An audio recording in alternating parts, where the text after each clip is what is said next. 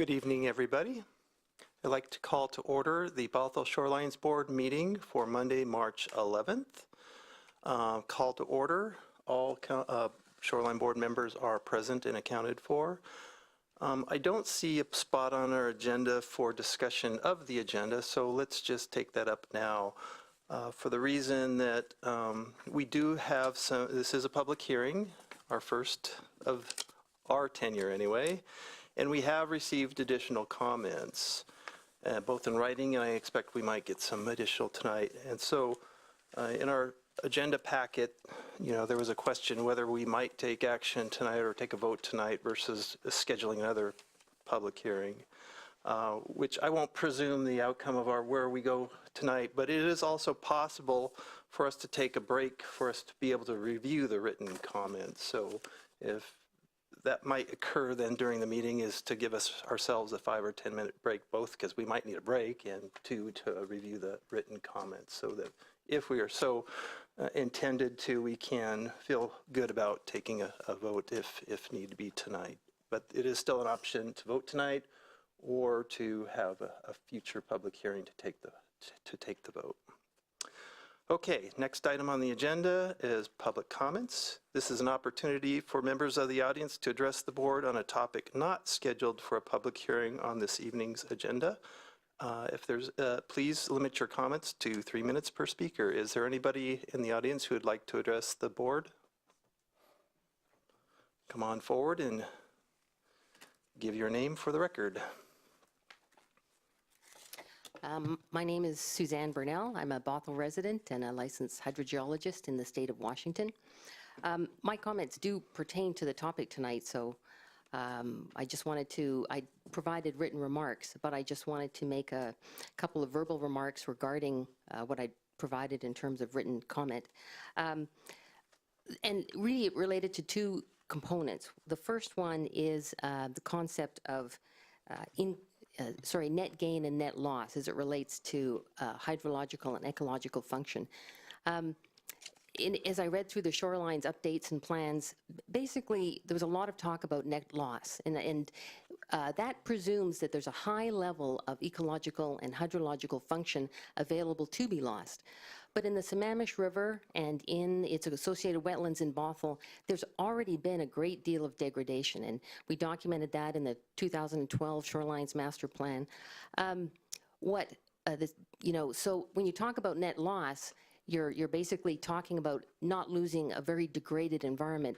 We should be talking about net gain. What can we do in the Sammamish River and its associated wetlands to actually restore functionality, both hydrologically and also ecologically. And the Sammamish River has been degraded since 1916. So I mean, it's a mess out there, water quality-wise, bank-wise, vegetation-wise. So really focusing on net gain is where we should really be looking at for a Shorelines program, not just managing a degraded environment. The second comment I have is on compensatory mitigation, and the two words that I wanted to focus on was sort of fee in lieu and also off-site compensation. So mitigation is sort of a complicated word, really, for saying that if we destroy or damage or degrade or build upon an important environmental area or resource, that we have to pay for that in some way. We have to provide compensation. And so when we talk about it being off-site, or we talk about it being paying a fee and being able to degrade the environment, those solutions aren't very helpful in the context of the Sammamish River, where it's already heavily degraded. We should be looking at in-kind mitigation, where we're focused on if we lose an ecological function, we replace it in the same area. And if also looking at on-site, so if we damage or development actually causes the loss of a negative impact, that we in fact then turn around and compensate ecologically or hydrologically in that same area. And the concept of mitigation banking is a great concept, but the nearest mitigation bank is in Redmond. So if we, in fact, if there are negative impacts to the Sammamish River or Bothell wetlands, mitigation banking in Redmond does not keep functional wetlands or hydrological capacity in our neighborhoods. So we really need to be thinking about in-kind and on-site mitigation as it relates to our Shorelines plan. So thank you. Thanks. So let me ask our staff for a second. So this was, the first item was intended for not on the agenda. So that's fine. We'll keep your comments in mind, but there will be another opportunity when we open the public hearing. Is that correct, David? We will. Correct. So if there's anybody else, you can, if you can't stay until later, that's fine. You can come up and give us your comments now. Otherwise, there will be another opportunity once we get into the public hearing. Is there anybody else who has a non-agenda public comment? All right, thanks. All right, the next item on the agenda is the approval of minutes. Is there any questions or comments or revisions to the minutes?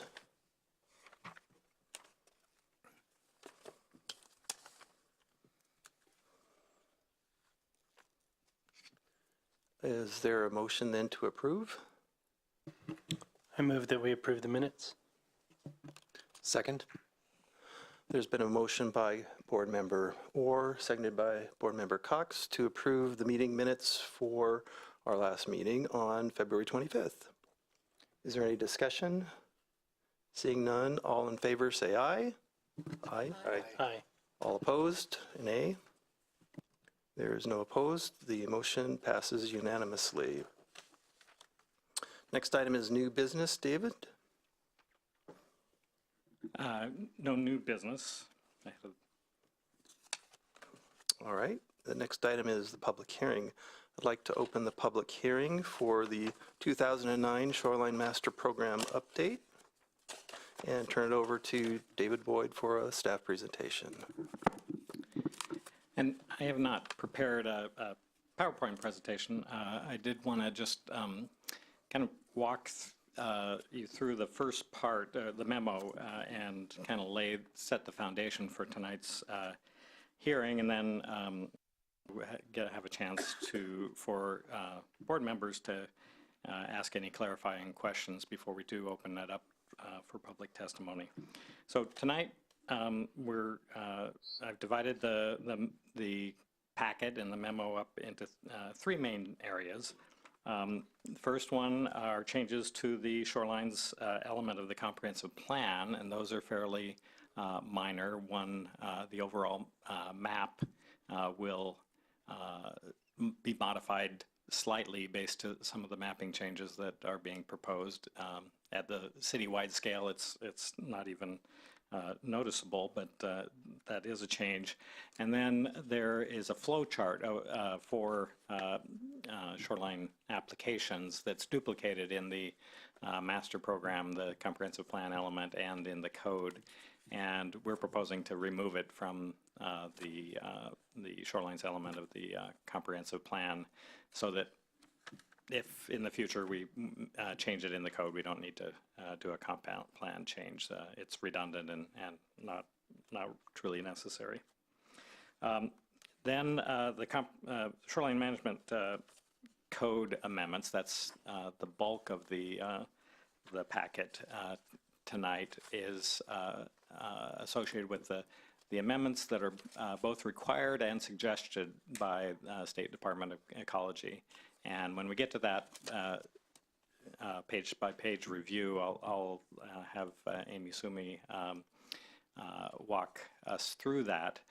But the main issue that we're dealing with tonight, at least unless there are new issues that have arisen, have to do with the compensatory mitigation provisions that we've talked about at two previous planning sessions at some length.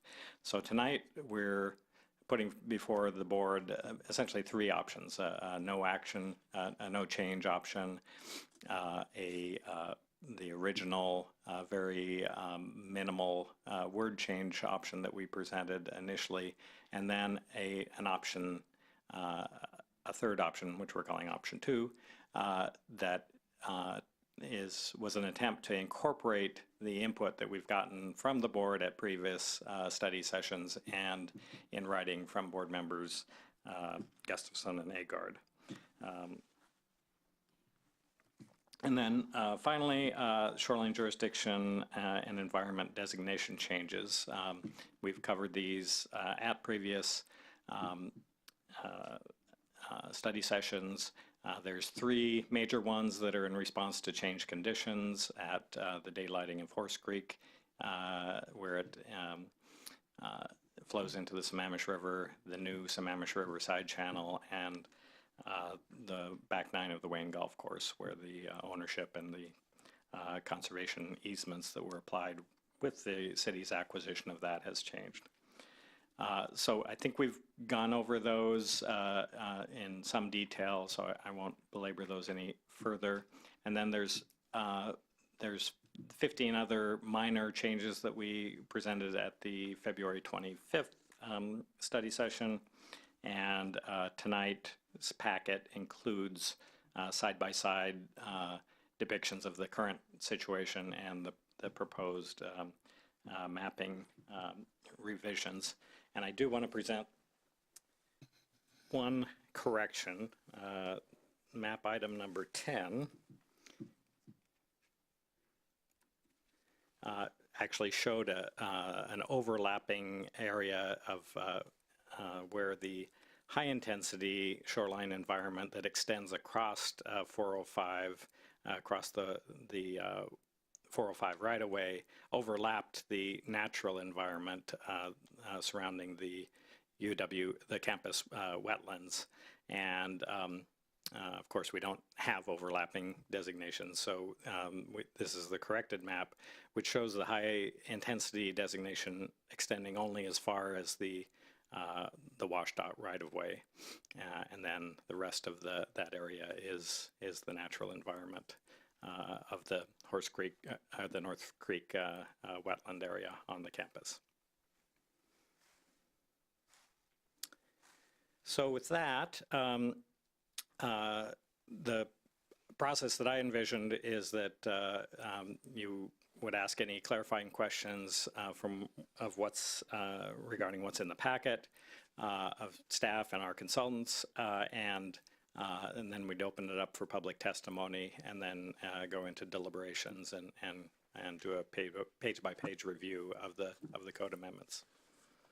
Okay, so my vision was a little bit different because although we have had multiple meetings on this and had a discussion amongst us, we have not received a whole lot of public input until this point. And so the public hasn't had the benefit of seeing all the slides that we've seen and kind of digesting it and being able to ask some of the questions. I was kind of expecting to have some kind of a PowerPoint to maybe guide us through it and let the public see the same information we've seen. So I'm just one member of the board, but I've sat out in the audience before as a member of the public wishing to participate and feeling I've been left out, and I don't want that to occur.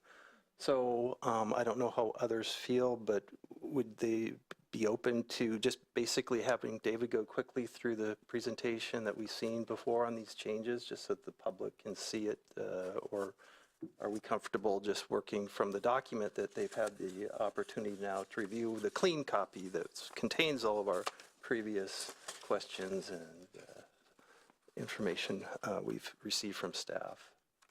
How do others feel? What presentation were you looking, just to flip through this with more explanation, or going back to one of the previous? So he said we're going to go page by page, so maybe that's the opportunity. As we go page by page, we can put the pages on the projector so people see the, I mean, this is our first public hearing as a board, so I'm kind of winging it right now. I'm happy to quickly go through the packet. Like I said, I haven't prepared a PowerPoint presentation, but I could go quickly through the packet, and then we can go back as we get into more detailed review. Okay. I think that sounds good. Okay. Others? Sounds good. Okay. Okay. So the first two, attachment 1 of your packet are the comprehensive plan changes. So this is the overall map of the shoreline jurisdiction, which again reflects some the changes, the mapping changes that we've proposed and that are included in attachment 3, but at a citywide scale. So this will be changed. Again, it's hard to see those changes at this scale. And then I included this page from the shoreline element because this is where the reference to the document that we're proposing to remove is, because it is duplicated in the shoreline management code. So that's really the extent of the comprehensive plan changes to the code. And then attachment 2 are the coded changes, and here is that same flow chart which exists in the reader's guide, which we're replacing. We're making a minor modification to that. The current flow chart references variance opportunities at every step of the way, and we felt that kind of overemphasized the what we would see as the last resort. An applicant can apply it for a variance at any point in the process where he feels like there's no way to proceed in a way that would comply with the code. So the change, we've moved that note box to the bottom of that flow chart just so it doesn't get quite as much emphasis. And then the individual code changes, many of these are directly from the ecology guidance, reflecting changes in various aspects of state law, including the habitat scoring system, and would you like to go through that in any more detail? If so, I would ask Amy to walk us through this on a.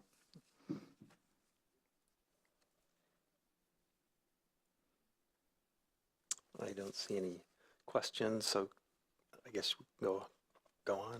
Okay, and we can come back to this, and I will pause briefly at the issue that kind of the outstanding issue here is on page starts on page 7 of the regulations. Oh, I'm sorry. This is just an insertion of language regarding our forest practices, and so the major unresolved begins on page 9 under 13.13.020 wetlands and dealing with the mitigation actions. So what we've done here is we've inserted, and this is a section that hasn't been in your packet before, section G3, and to the end of that. So the red text that's not underlined is existing text. It's in red because you haven't seen it before. And then we're from Board Member Agard's suggestion of adding the note D, the fourth option of preserving or maintaining a wetland, and that is from or at least a version of what is included in the model code. We're suggesting that that's the appropriate place to place that. And then we get into the options for compensatory mitigation. Option 0 is the no change option. Option 1 is this is on page 10 now, sorry, is the single word change that we initially proposed. And then option 2 is an attempt to codify the input that we've had from the board and from board members Agard and Gustafson in their written comments. You want to go over that any further? Yeah. Okay. Excuse me. bit of a cold, so hopefully you can understand me. Option 2, as David mentioned already, is our attempt to pull together the information we received from Commissioner Board Member Agard and Gustafson, as well as the other direction we received at the past 2 meetings. And some of the common themes in that were, 1, keep it in the same drainage basin, and so this option 2 does that. It still allows some flexibility to use mitigation banking or in lieu fee programs, and I'll explain in lieu fee in a little bit more detail in just a minute, but only if there were to be in the future a mitigation bank that had was in a drainage basin within the city of Bothell, or if the in lieu fee program actually developed a project that was in one of the basins within the city of Bothell. So again, sort of flexibility to allow banking at in lieu fee, but only if it satisfies that kind of first criteria of in a drainage basin within the city. In lieu fee programs, I just want to explain real quick. It's not a traditional in lieu fee like you pay to cut down a tree and you're good. An in lieu fee program is actually, it's kind of like a mitigation bank, except that where mitigation banks are a large mitigation area that's already been built, and then you purchase credits from it. In lieu fee programs typically collect the money, and then they use that to implement a project. So the only in lieu fee program that's currently been federally certified and is in use in this area is King County's Mitigation Reserves Program. So they collect funds from different applicants. There's quite a calculation involved in how much money the particular impact is going to cost, and then they will use that money to implement a very specific project that has gone through its own permitting process. And I think as someone mentioned earlier, right now there are no in lieu fee projects that are within any of the drainage basins in the city, but the King County, which runs the current in lieu fee program that's in effect, is interested in working with jurisdictions to find other sites within cities, whether that's Bothell or Kenmore, or other jurisdictions within their service area boundaries, to grow the number of projects and sort of distribute those throughout their service area, and not just down in like the Sammamish, Issaquah Creek or east of Woodinville and that sort of thing. So these are kind of things in the future that are potential options. And the regs sort of will allow, if and when those projects are developed, that applicants in the city could then buy into that in lieu fee program or use credits from that mitigation bank.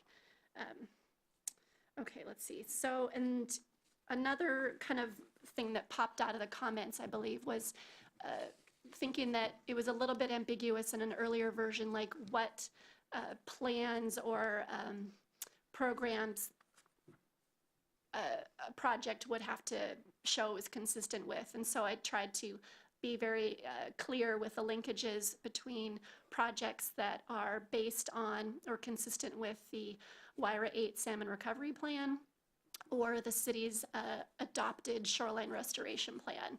And so you'll see in a number of places throughout option 2 where there's preference given to a bank or an in lieu fee project, or even just an off-site mitigation project, where it's consistent with or based on one of those 2 adopted plans, both again adopted by City Council either in 2005 or 2013. I think those are maybe the high points that I want to hit right now. There's also kind of, as an option within option 2,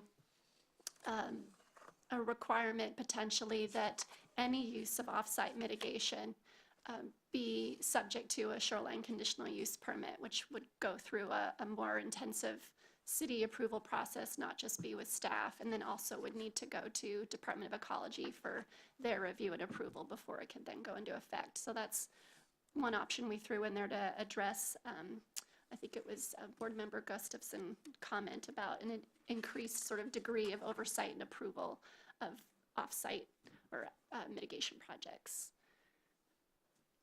So I see there are some Board member questions. I guess what we'll do is go ahead and take questions as we go rather than storing them up till the end. And I don't know if there's more presentation or not, but can we go ahead and ask some questions? Okay.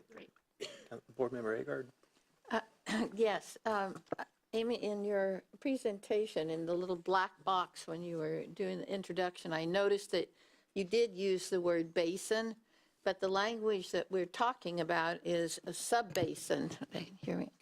Is a sub-basin as being within the same sub-basin. And that is an important distinction. And perhaps you would explain to the other board members what the difference is between a basin and a sub-basin.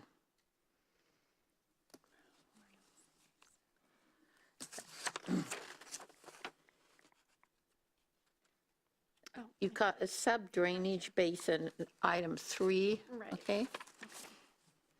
Okay, yeah, so in the actual proposed code, I intended to, and hopefully I did, consistently used sub-drainage basin, which I think is what we'd heard from everyone. So in my explanatory introduction text, I just said drainage basin, but it should have said sub-drainage basin.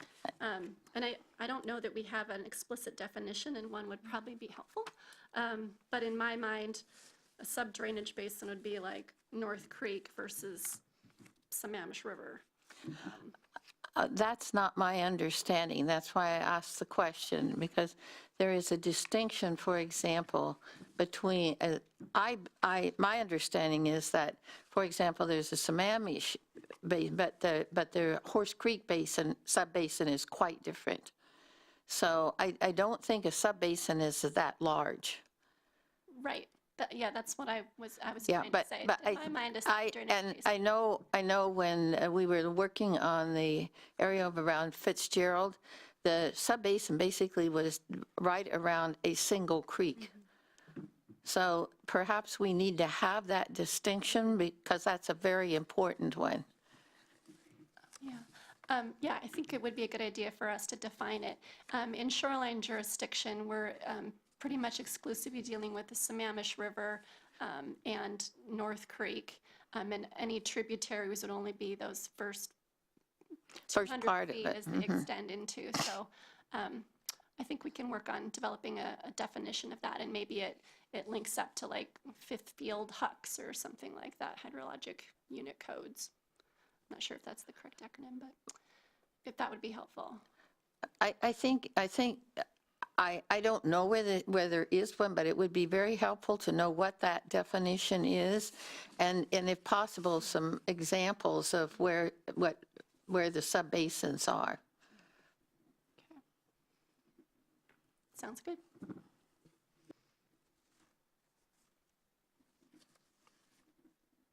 Board member Gustafson. I second Ann's question. I also am curious what the distinction between on-site and in the same sub-drainage basin would be. Those are terms that I feel are pretty similar, but may have an important difference. On-site would be the same parcel as Okay, impact thank you. essentially, or if it's a larger project, then the same multi-parcels that are actually impacted. And then the drainage basin would be a larger area. Okay, thank you.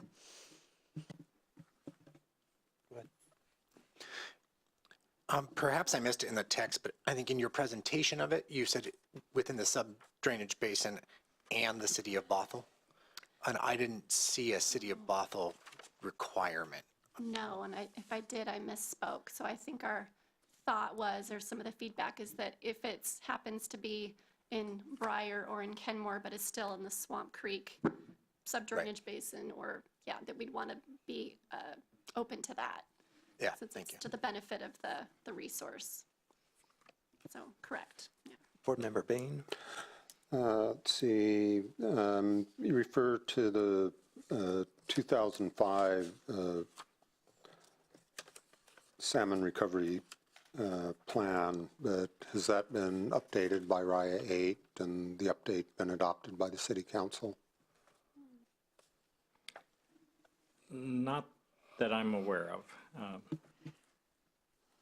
Because I think they did a 10-year review around 2016 and came up with a new plan. I think that's the last time that the city actually adopted it, but I'd have to look into that and get back with you. Okay. Board Member Agard.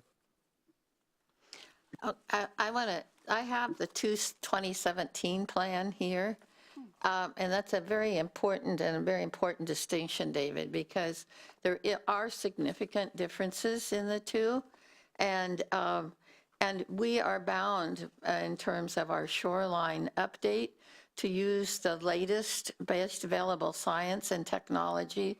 So the issue, I don't believe, is whether the council has actually adopted it or not.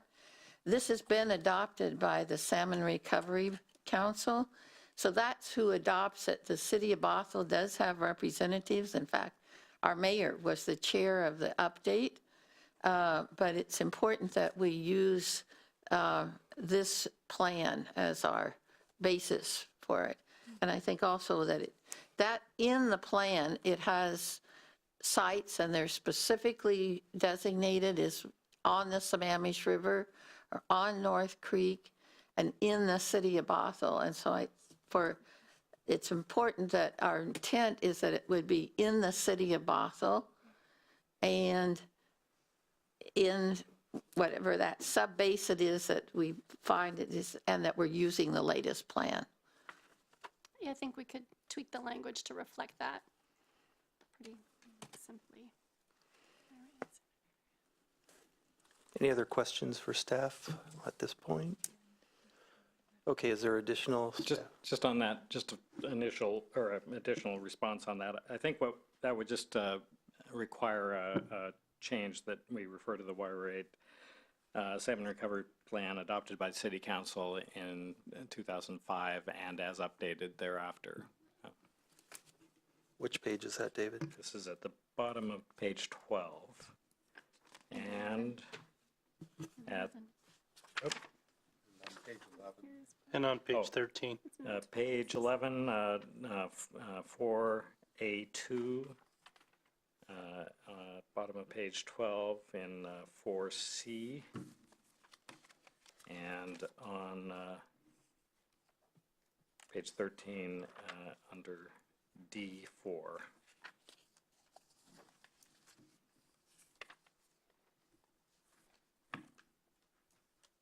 And what was the text that we're adding again? I would say included in the wire rate salmon recovery plan adopted by City Council initially in 2005 and as updated thereafter.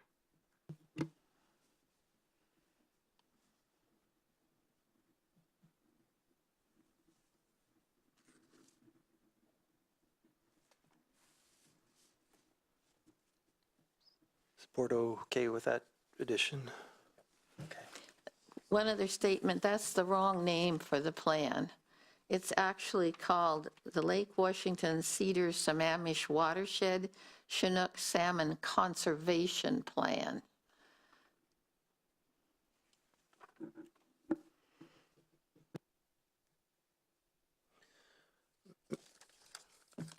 Ms. Agard, could you please repeat that again? Ms. Agard, could you repeat the correction that you're proposing? Want me to repeat it? Yeah, because I wasn't writing fast enough. Okay. Lake Washington Cedar Sammamish Watershed, in parentheses, it's WIRA 8, WRIA 8, Chinook Salmon Conservation Plan. And I have the 10-year update. Have you captured that? And do you concur that that's a good correction? The wire rate salmon recovery plan is a kind of a shorthand that's commonly used for that full title, which is quite a mouthful. Would we be able to, I don't know, capture that in one place instead of have to saying that everywhere? I mean, put it in parens in the first place we use it and then use the shorter term there throughout? Would that make sense? We could, it's only repeated 3 times, so it's not a huge, yeah. Well, we want to make this reader-friendly, too.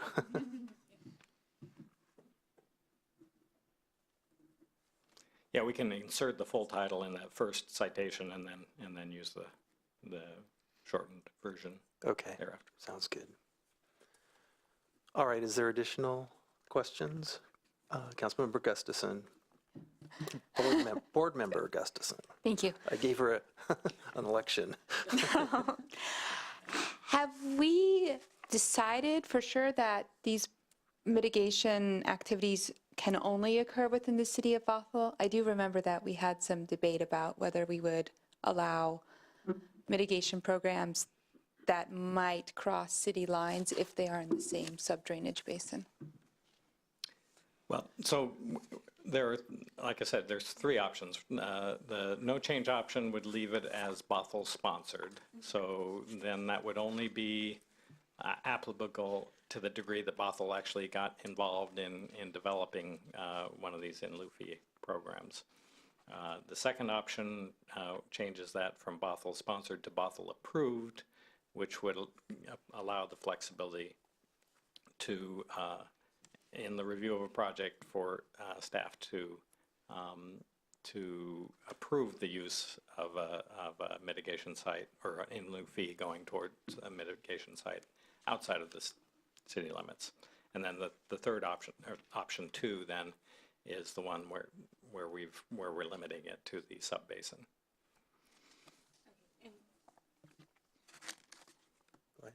Clarification then, if we say within the same sub-drainage basin, does that then imply within the city of Bothell? Not necessarily.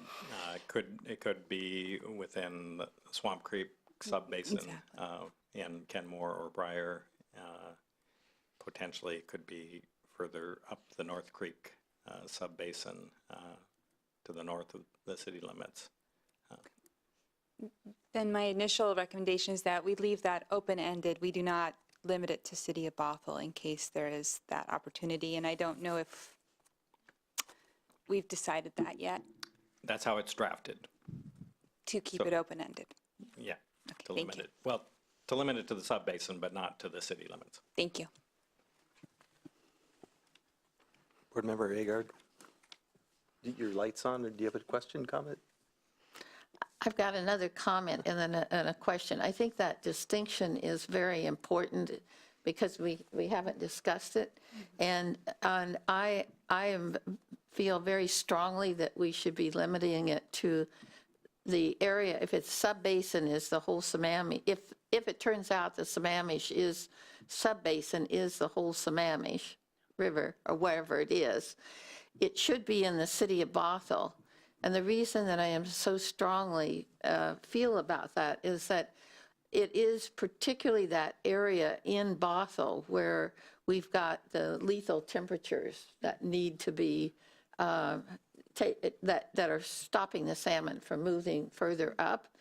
And so it will not do much good if it's in Woodinville, for example, to solve that problem of the lethal temperatures.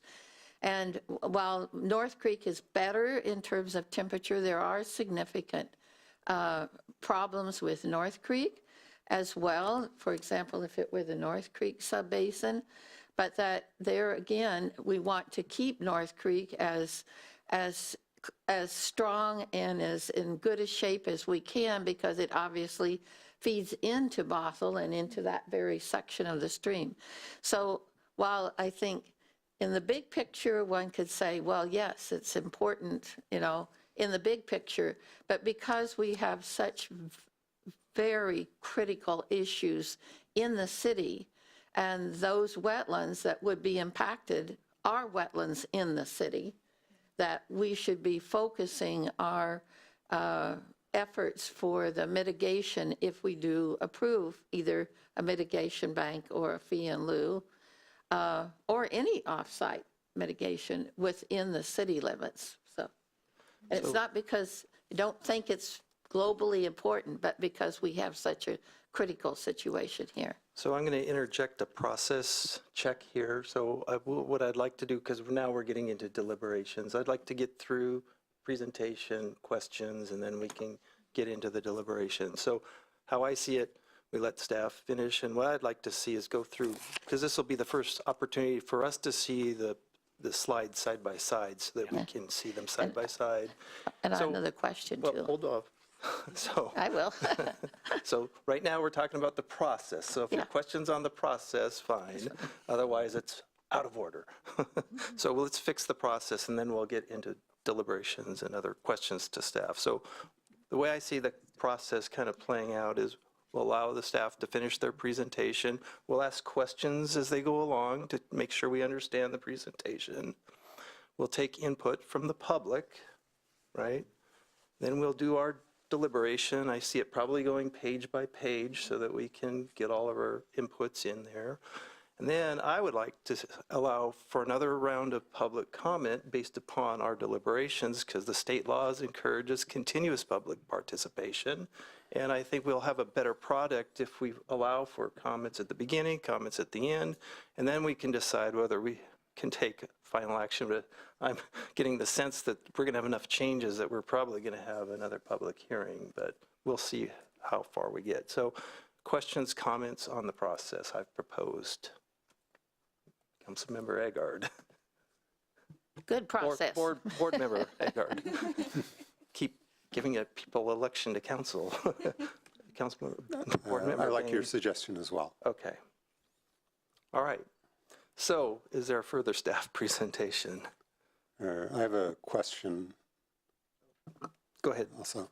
Let's see, the Swamp Creek area is in unincorporated Snohomish County, not within the city of Bothell. So how does the logistics of that work?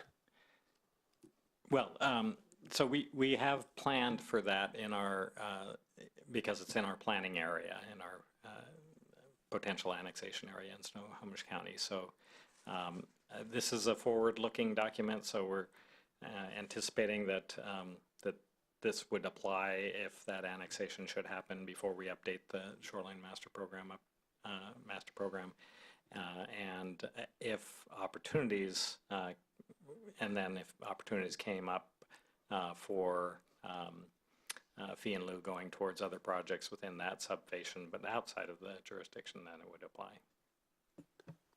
Okay, and does Snohomish County run things until annexation so we can plan as though it's ours, but that plan doesn't actually go into effect until it's annexed? Correct. I have another question. On page 11, this section 2, where it starts out of kind replacement of wetland type or functions. And in that, the language says it will best meet watershed goals. And you go on to talk about the Wyra 8 Salmon Conservation Plan. And then you talk about goals relating to the Shoreline Restoration Plan adopted by the City Council in 2013. So a couple of questions on that. One is, I thought the adoption was 2012. So do you have another date for that? So that was one question. And the second one is, I have reviewed the restoration plan and I can't really find any goals. So could you tell us where they are or give us an idea of what they are? Yeah, I didn't bring the restoration plan with me, so I can't point to any specific goals. I think the shoreline restoration plan was designed to implement the goals of the comprehensive plan in terms of furthering salmon recovery and improved ecological conditions in the shoreline water bodies. So I can take a closer look at that, and maybe it's not just will best meet watershed goals, but reference restoration priorities. I think that would probably be a better term to use in talking about the restoration plan.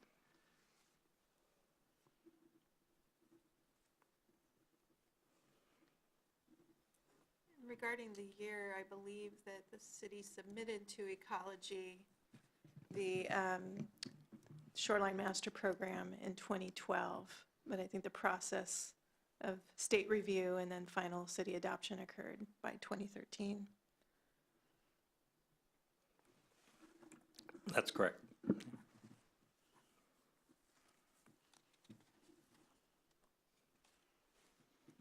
Okay, is Ready to there? move on? Yes, please.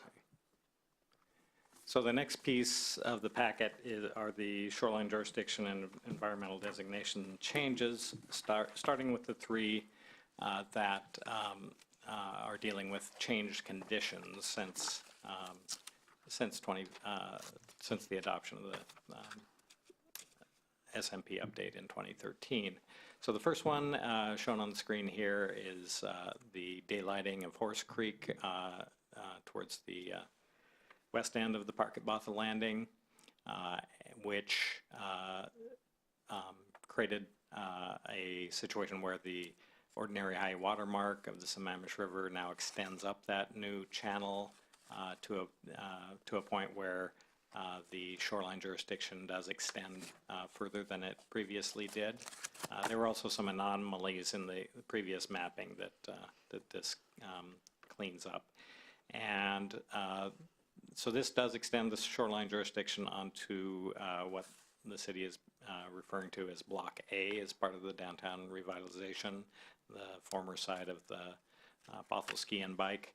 And the portion of this new jurisdiction that extends onto that parcel, we are proposing to designate high intensity. The rest of it would be urban conservancy to the west of the property line that is essentially an extension of 98th Avenue South, and high intensity park to the east of that line.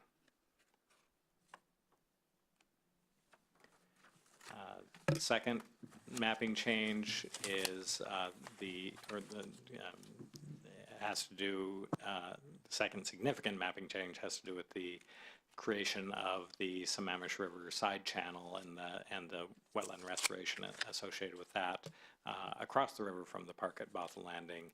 And that doesn't involve any environment designation changes, but it does extend the urban conservancy jurisdiction significantly further into the Sammamish River Park land and across the West Riverside Trail, but those are uses that are allowed within the urban conservancy, so there are no development impacts there.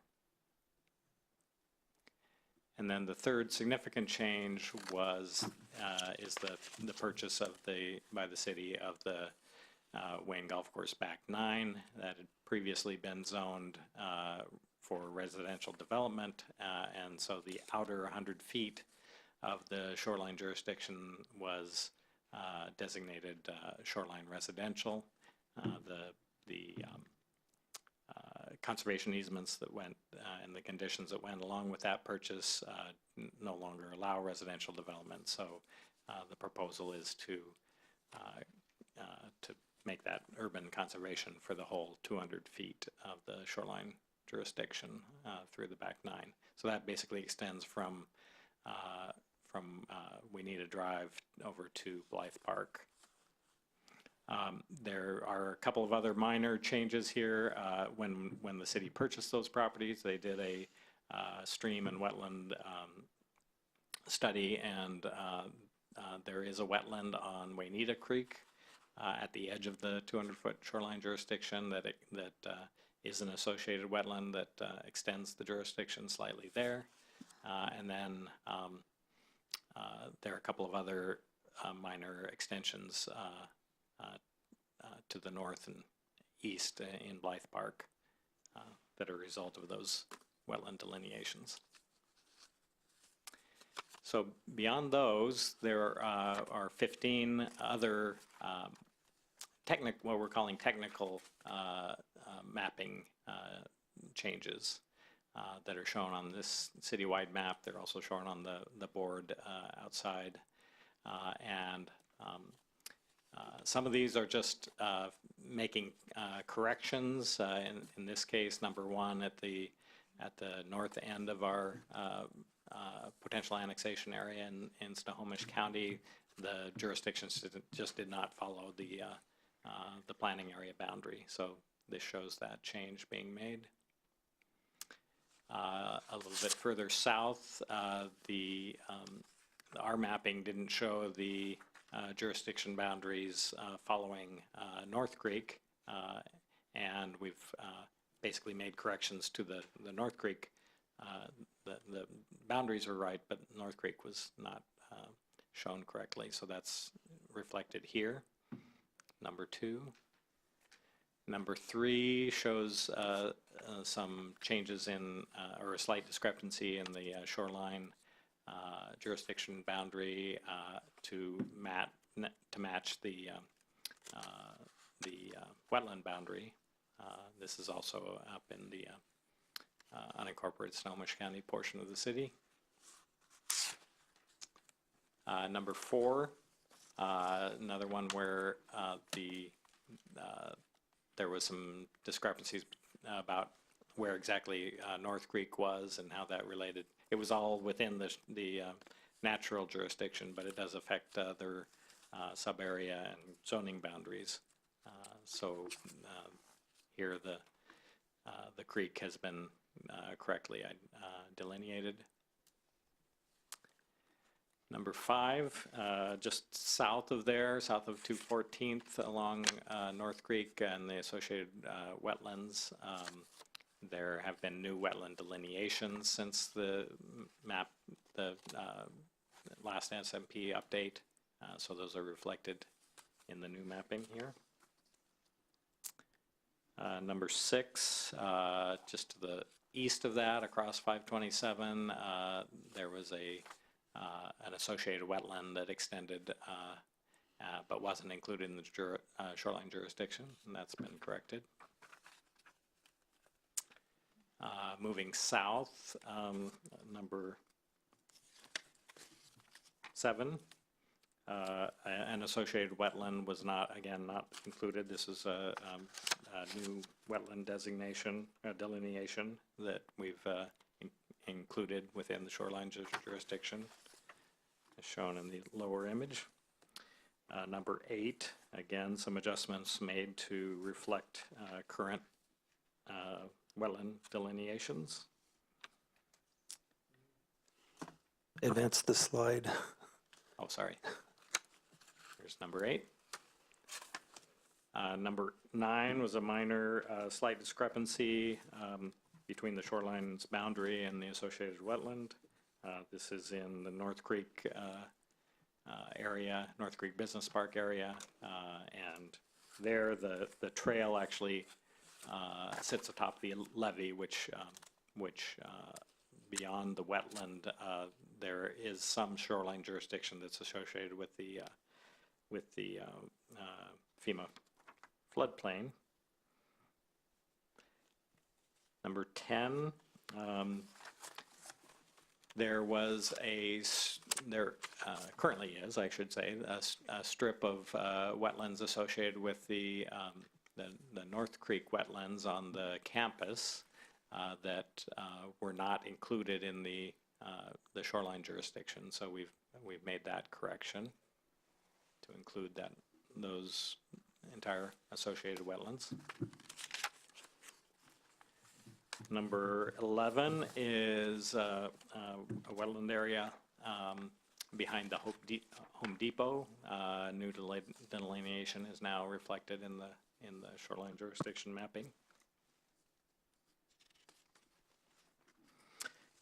Number 12, again, slight discrepancy has now been corrected.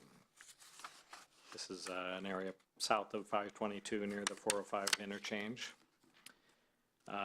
Number 13 moves us west, and there were a couple of small wetlands along the West Riverside Trail that weren't included, even though one appeared to be connected with a stream, and it was determined that should be mapped as part of that urban conservancy environment. Number 14, I mentioned this relative to the Wayne Back 9 changes, but this is the wetland in Blythe Park, actually, that was delineated as part of that effort and extends the shoreline jurisdiction. And finally, number 15 is at our boundary with Kenmore. Again, there were some discrepancies where the wetland mapping didn't, or the shoreline jurisdiction mapping didn't quite match our jurisdictional boundaries. So those have been corrected in this image.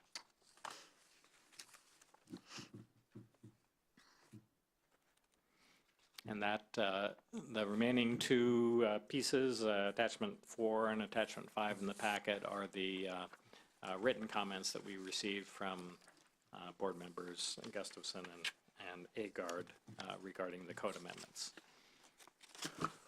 Okay, are there any further questions from the board? Board Member Bain?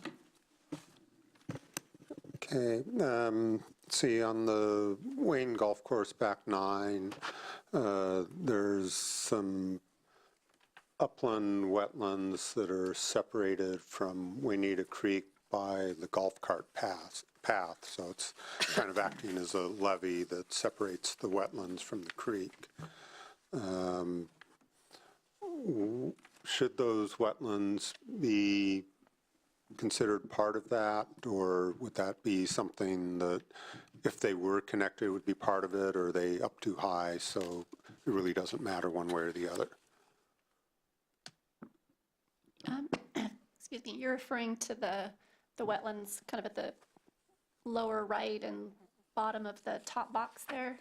Correct. Yeah, we didn't show them as part of shoreline jurisdiction based on just available information. I think based on topography and some other indicators, it would be, I think it would be best to leave that decision for when and if there's a development proposal that could affect those or be within those wetlands, and decide then whether or not it met the criteria for being shoreline associated. I took another look at what the guidance document says that Department of Ecology has produced, and it talks about topography as being one of those kind of elements that you consider in deciding whether or not and to what degree it's associated in fact. And so I don't know enough from the image to make that decision. I think it would require a field visit and more careful examination before we call it shoreline. Yeah, I think, 100 years ago, it would have been wetlands that were continuous with the creek. And then when they did the golf course, they put a golf cart path that's up above the topography that, basically separates those wetlands from the creek. So I don't know if that historical connection counts for anything, or it's something we deal with if that path gets removed so the wetlands are reconnected. Yeah, shoreline jurisdiction would be based on the existing condition. Yes. That does bring up, I think, a good point, is that these mapping changes are not cast in stone, and they are subject to being re-examined when development occurs that would affect these wetlands and as new wetland delineations are done. Any other questions? Just for clarification, on number 11, behind the Home Depot, Yeah.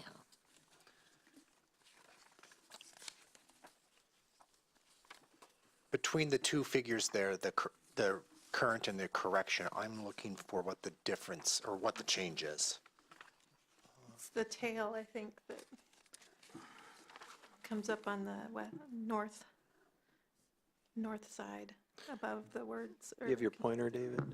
Oh, okay, so it's just that addition where that wetland survey is.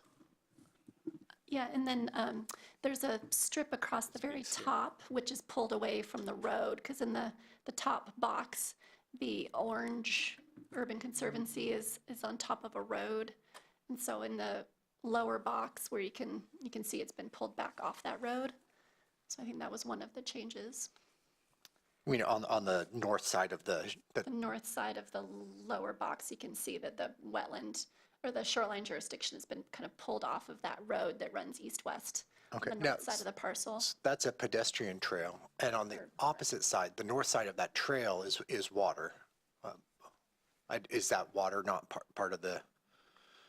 We don't have any information, or we didn't have any kind of map sources or other information that popped it to the surface. So I think to determine whether it's shoreline jurisdiction, you'd have to look at the hydrologic connections, and that might be another field exercise, but to really tease that out. Yeah, I have a hunch that might be why it was originally mapped as, there's a linear water pathway right at the north side of the trail. Yeah, and it's continuous with Park Creek, so, and it used to cross 120th, but the channel was undergrounded on the east side, so there's generally not standing water there anymore. So the water on the north side of the trail goes from Park Creek over to 120th and then goes into a pipe, I think.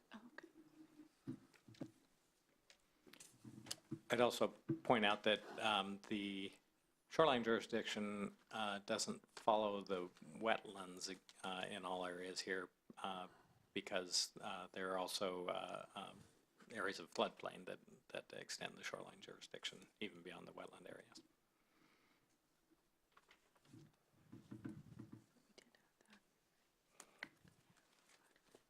Any additional questions of staff? Okay, I'd like to take this opportunity for another round of public comment. If there's anybody in the audience who would like to address the board at this point, please come to the podium. Oh, let me grab the sign-in sheet. Actually, Oh, before we do- yes, good idea. We'll go by order of people who have signed up first, and then we'll take it from the audience. Thanks, David. And actually, while Director Cotterman is getting the sign-in sheet, I'd like to enter into the public record a number of exhibits that we received tonight. And we've identified one exhibit to date. So these will start with Exhibit 2, which is a letter from Jan Agard. Exhibit 3, a letter from Bob and Judy Fisher. Exhibit 4, a letter from Glenn and Jody Conley. Exhibit 5, a letter from Bill Moritz. Exhibit 6, a letter from Suzanne Bernal. And Exhibit 7, notes from Knut Agard. And if any other folks that have written comments that would like to enter those into the record as they speak, they can provide them. We'll do that. I missed which one was number 6. Number 6 is the letter from Suzanne Bernal. Oh, that was. I don't see that one. Oh, the big one. It's Okay. the big one, yeah. Okay. 7 pages. Oh, there's that one. Actually, more than 7 pages. Okey doke.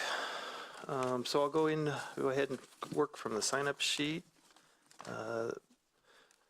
Ms. Bernal, would you like to speak again? You're the first to sign up, or you've covered your topics? I've covered my topics. Okay. The next person who've checked the box is Whitney. Is Whitney? Come on forward. You'd give us your full name for the record. My name is Whitney Negebauer. I just want to thank you for the opportunity to take comment today. I'm a resident of Bothell.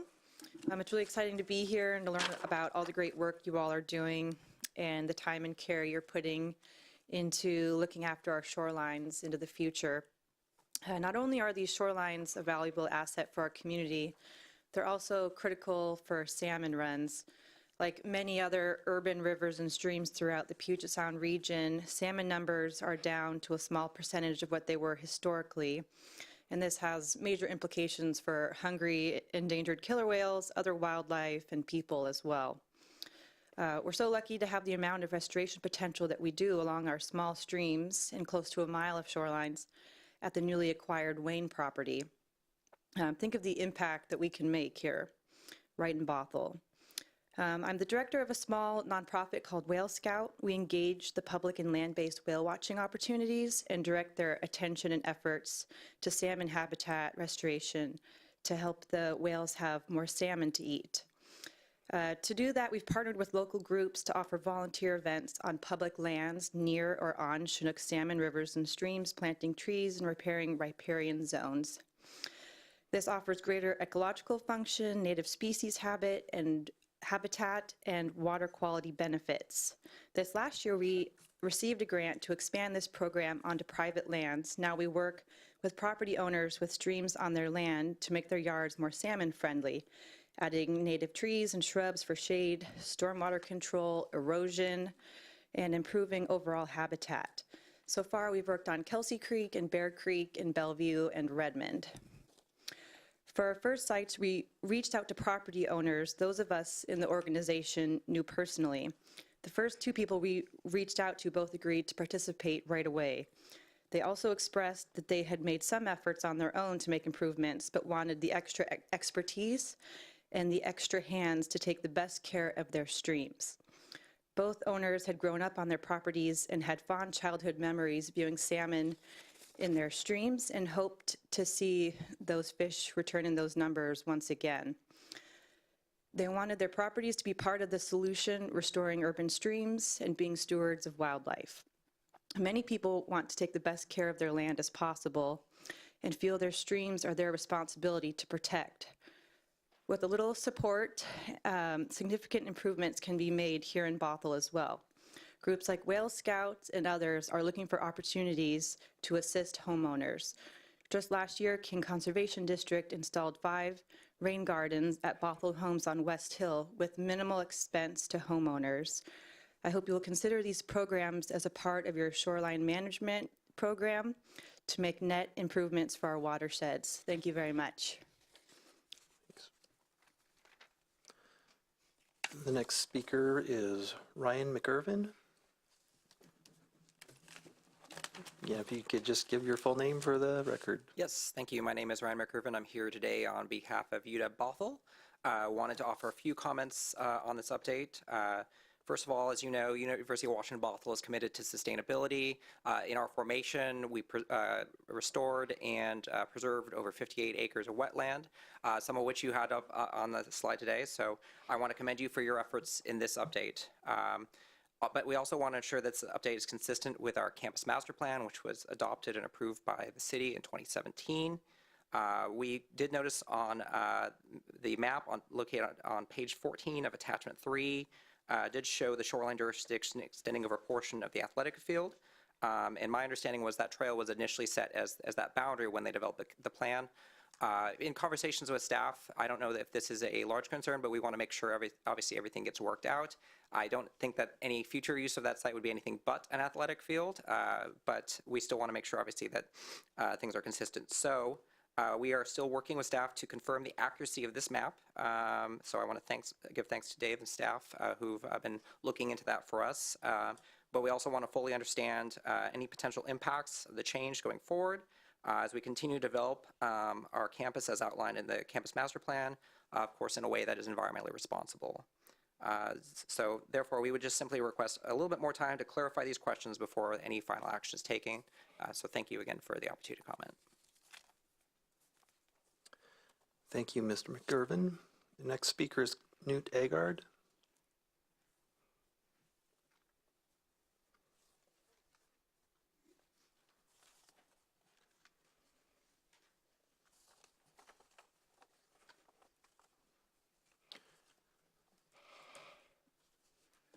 I just jotted down a few notes and I thought I'd better amplify it a little bit.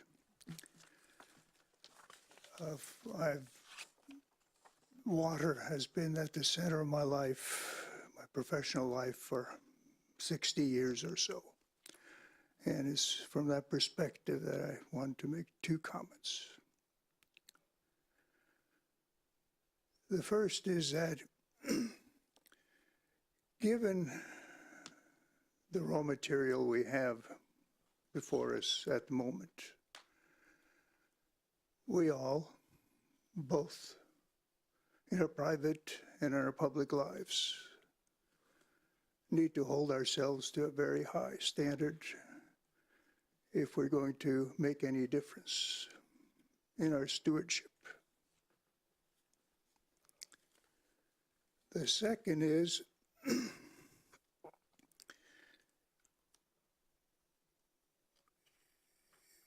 remediation, improvement, problem solving are very much site specific.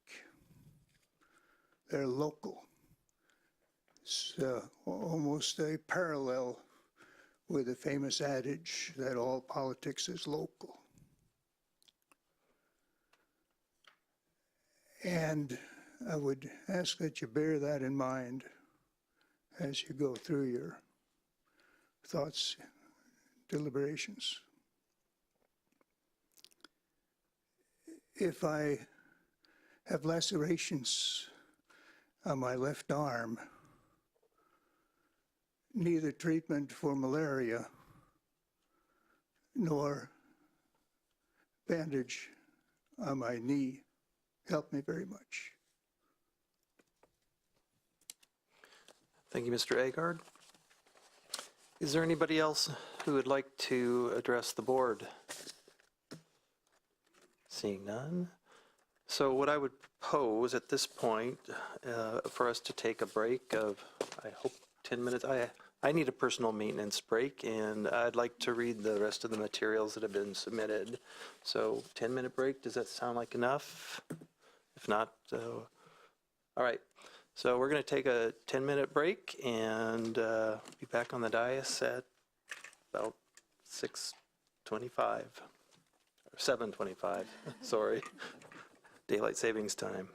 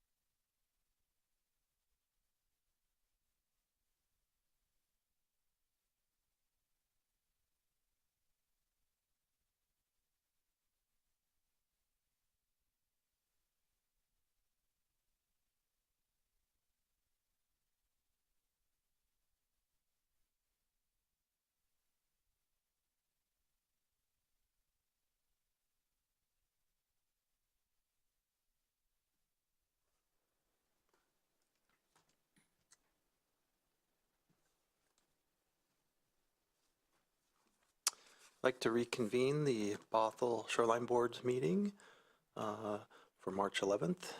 All board members are back except board member Orr. If you're in hearing distance, we are back on the dais. Come join us when you can. During the break, David Boyd informed me that there was an omission in our packet, so he'd like to bring us up to date on that. David?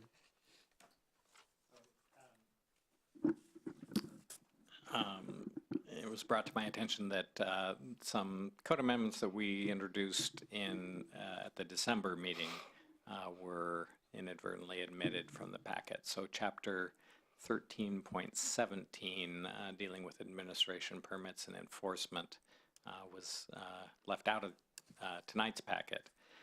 So I would like to, it is part of the public record as part of that previous packet, and we will include that in the final recommendations, of course.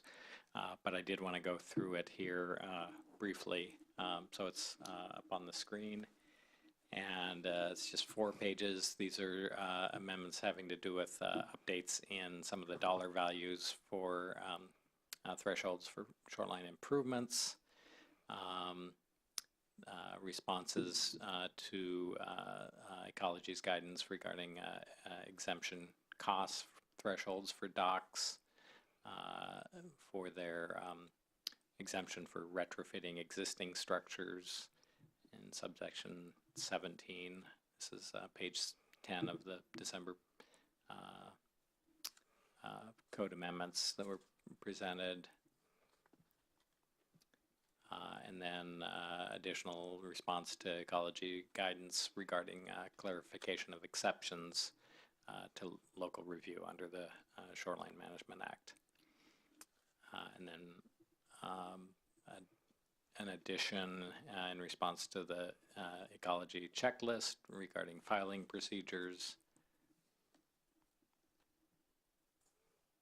An addition regarding further additions regarding filing procedures, just updating references to the RCWs,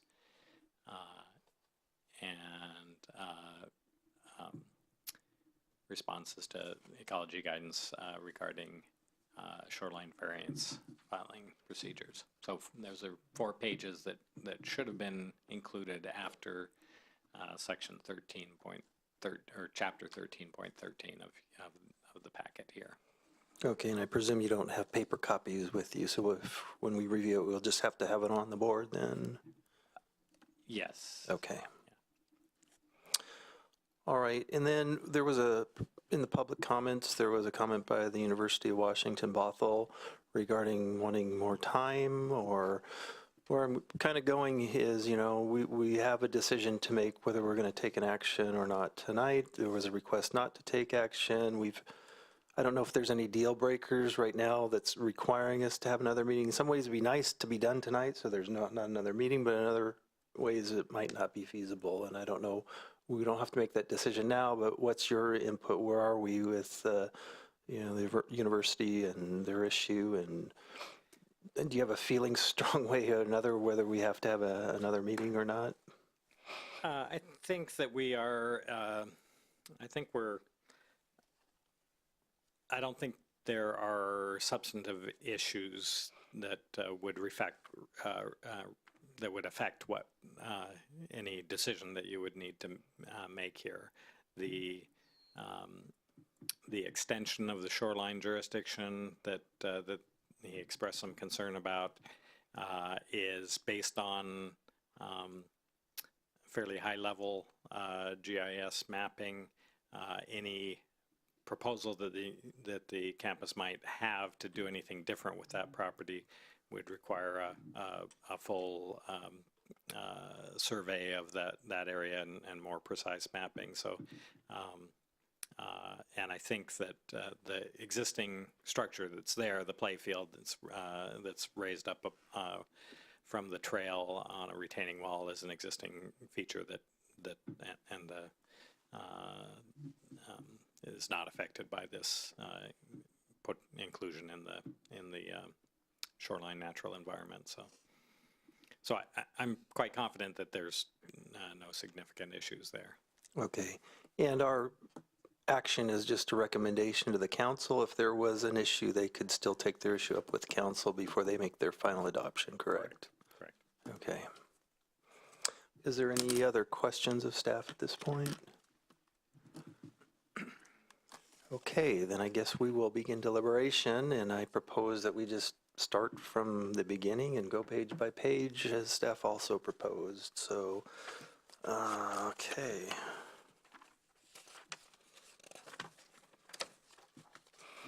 So I'll give a chance for everybody to get their... Okay, so that from our agenda packet, David, where are we beginning then? It's on... Attachment 2, page 1 is, well, I guess we should address the comp plan changes, which would be attachment, start on attachment 1, page 1 is the map, overall map. And I think just an understanding that this map will reflect the final mapping changes that are approved by the board. Okay, so what I would propose is if we have any proposed changes that the board members put forth or proposed changes, hopefully we can reach consensus on it. If we can't reach consensus, then we'll have to leave it to the end where we're making motions and see where the final vote comes out on these kind of issues. So is there any proposed changes to the map?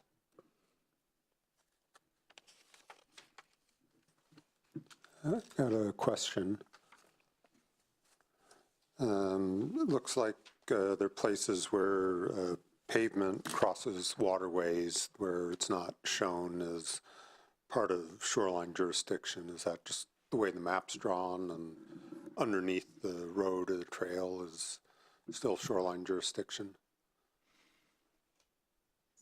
You want to answer? Yeah, anything within 200 feet of the shoreline water body would be in shoreline jurisdiction. So it would go, like, if a highway crossed over it, there would still be the underlying lands beneath. It would be in shoreline jurisdiction. Okay, so it's just which layer ended up on top when it was drawn? Well, also, I believe that if it's an associated wetland, then those can be interrupted by roads, and then the jurisdiction ends at the roadway.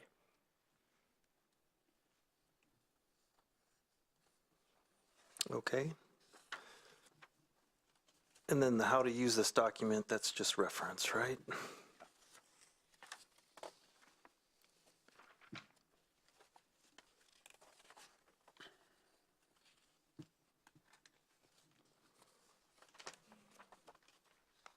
So if we see any typos or anything else, feel free to point them out.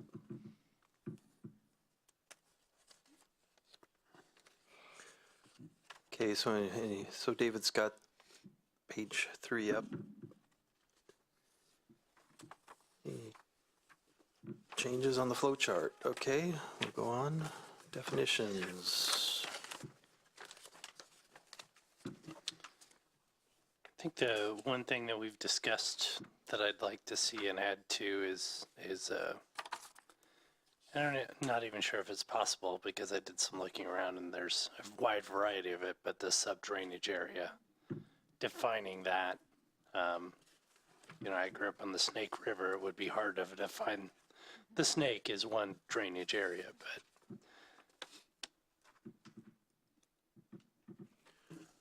So do you have a proposed definition? I do not have a proposed definition. What I would like the staff to do is to go see if there is a definition out there that we could use that's been used by other sources. So let's see if there's consensus on that. Is that something that the board as a whole would like to see added? Yeah, I think it's important to have it clarified what we're approving when we say within the same sub-basin. Particularly, I'm of interest of, if it's a project in North Creek, can it happen in the Sammamish or vice versa? Can we work downstream in Kenmore or upstream in Woodinville? What are the boundaries that we're talking about? Yeah, so it might be nice to, use the term reach as well for something like the Sammamish River where, RI 8 recognizes different reaches. And we may want to say same sub basin or, if it's a larger feature like the Sammamish, then the same reach within the sub basin. Okay. I've seen more than 4 nodding heads and speakers, so I think that's the desire of the board. So, Amy, do you need any further clarification on what we're looking for? No, I don't think so. Okay. So, in our previous discussions, Board Member Bain brought up an issue with the boat launch definition about some boat launches aren't an inclined ramp. You just kind of step into your boat. And I don't see that we've kind of addressed that. It starts out, boat launch means an inclined slab. It's not, that's one of the options. Maybe we can just strike inclined. That might still work.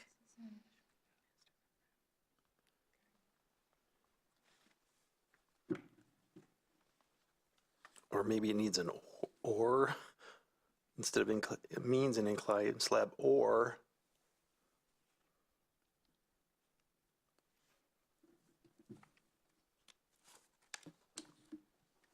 There is an or later in that phrase, so I think like one of the things I had in mind would probably qualify as planks, where you kind of walk out on some planks and you plop your canoe in the water and then you step into the canoe. So Well, I'd just propose adding an or right after inclined slab, because so the incline does not apply to all the following terms. yeah.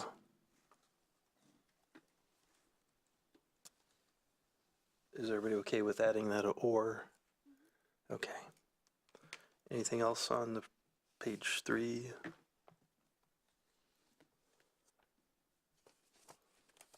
Page 4?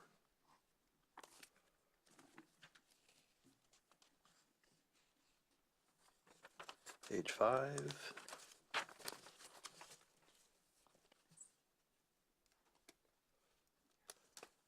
Page 6? So I did have a comment on this, because to me, it's the table for tree diameters. It's still, I think,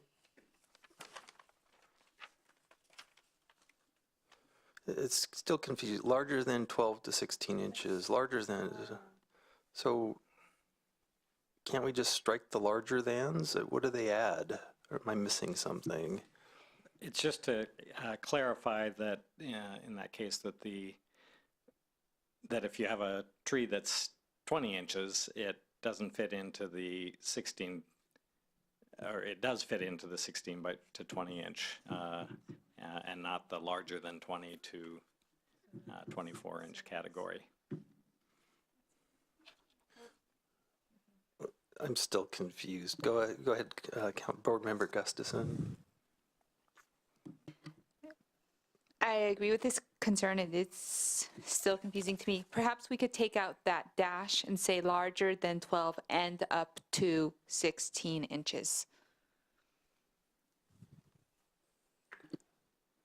Yeah, I think the notion there is if it's exactly 16 or exactly 20, the larger than is supposed to indicate which bin it falls in. But it probably could be expressed more clearly to get that point across. Well, why can't we just say 8 to 12 and then larger than, oh. Yeah. So you normally say like 8 to 12 and then 12 to 16 and 16 to 20, but then if it's exactly 16, do you count that as 16 to 20 or 12 to 16? So.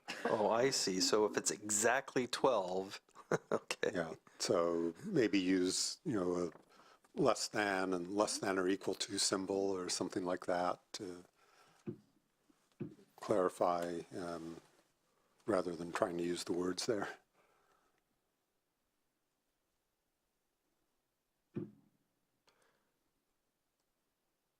So if the tree diameter is greater than 12 and less than or equal to 16 is what that's supposed to mean. Yeah, I got it now. So we decided to leave it after, clarifying what the intent was there, because this does match what's in another section of our code. But you're certainly open to clarifying language as Board Member Gustafson suggested. Well, if this is consistent with other code, then I think we should be consistent. I think it's fine to leave it as is. I think it does read a little awkward, but I think in application, Yeah. it's, if there is confusion, it's a short conversation Yeah, with the I think city so. staff to clarify. Yeah. Well, it's confusing and be hard to misinterpret, I think. Okay. All right. Anything else on page 6? So the consensus is then just to leave it the way it is in the staff proposal? Okay. Page 7.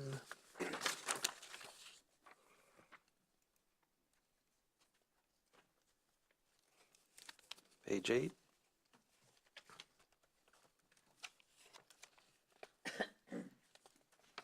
Page 9, okay. Who'd like to start?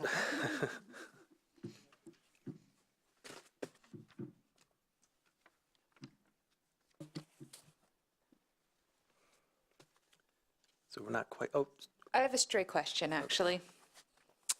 On page 11, number 4, under subheading 1, the lost wetland provides minimal functions, ... or will provide functions shown to be limiting within a watershed.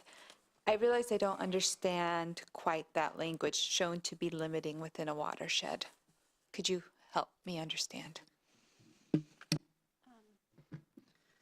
So this would be probably something that you would gather reviewing like the YRA-H, Chinook Salmon Conservation Plan and those types of studies. But like limiting factors studies look at sort of, is temperature the limiting factor or dissolved oxygen the limiting factor in terms of supporting salmonids or, other fish and wildlife recovery and growth and those sorts of things. So if in a particular watershed, estuaries were in rapid decline and that was a limiting factor, like really hurting, then that would be something you might prioritize as estuary restoration. Or if you've got plenty of wood in your stream, but you've got a real temperature problem, then maybe you'd focus on something that would support temperature controls and less so maybe on inputting more large woody debris or something into the system. So those are just kind of examples of what how you might use limiting factors to sort of shift and direct your mitigation.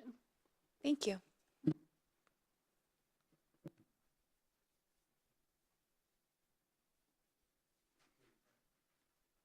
back to page 9. Is there any proposed changes on 9, 10?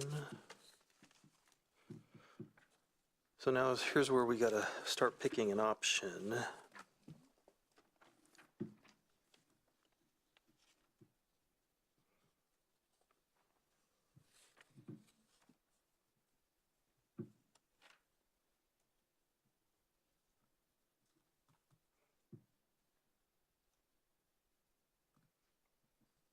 Go ahead.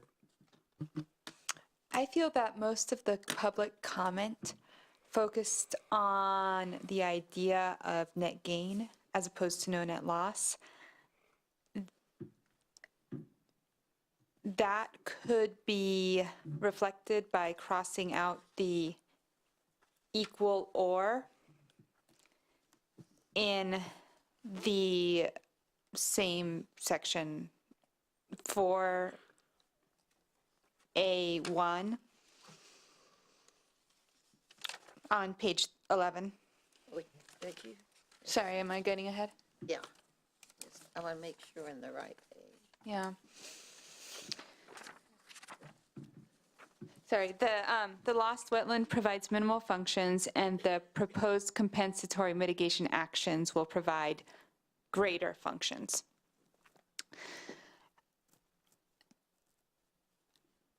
am not making a recommendation yet. However, I feel the public was pretty clear on wanting it to be greater. Perhaps Amy might provide some thoughts on the feasibility of this change. And I think it's probably a packet or two ago where I provided some more information from Shoreline, the WAC, the Washington Administrative Code, as well as the Shoreline Master Program Handbook, that talks about regulations only being allowed to require mitigation in proportion and in compensation for the actual project's impacts. And where the requirement for greater lift and function comes into play is through the Shoreline Restoration Plan, which is sort of the kind of the non-regulatory piece of the entire comprehensive Shoreline Master Program update. So it's very difficult to require people to provide more mitigation out of proportion to their actual impact, legally speaking, and then consistent with the Shoreline Management Act and the guidelines. So that's sort of my caution on that. I think the intent of ecology and the guidelines and the law is to get as much lift through voluntary actions, incentives. That's another way I think you could build more restoration into the regulations, and then otherwise Shoreline Restoration Plan and other sorts of city activities and city planning and its own sort of projects and programs. Thank you. I need to clarify. You're talking about the handbook, but that is not the regulations. And the WAC, Okay. the Washington Administrative Code. Where in I've got the WAC about at a minimum no lot loss, but I don't know where the WAC says that you can't. Yeah,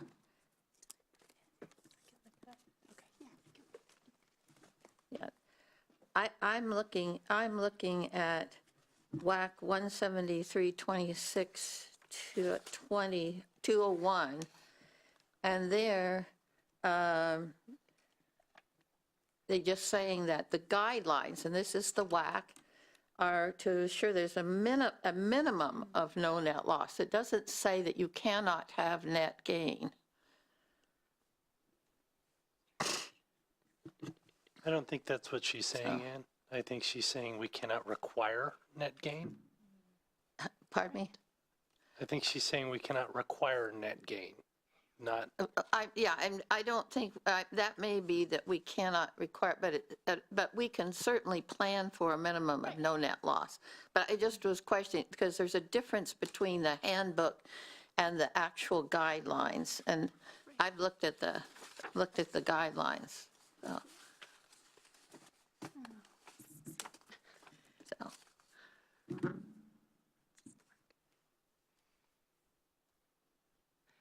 We'll find it for you in a second, but Thank you. It's very specifically in the Shoreline Master Program guidelines, the WAC, that you can't require restoration for more than the mitigation, or more than the impacts. Let's see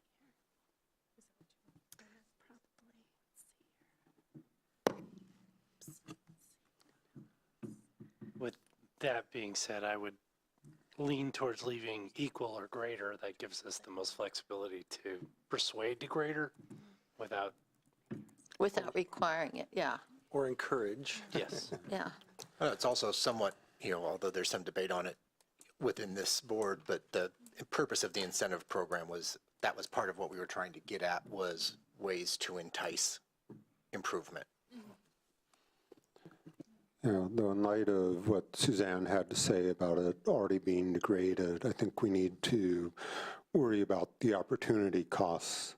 So if you have an area that's being restored as part of mitigation with no net loss, then you've lost the opportunity to bring the river back in compliance with the 303D requirements. So, if you put up a building that warms the river and then you put up some trees that offsets that warming, you've taken that parcel out of the potential for cooling the river. So not only you have the direct effects, but you have an opportunity cost. And I think if we take that opportunity cost into account when we define no net loss, then we'd have what the public was looking for in the net gain requirements.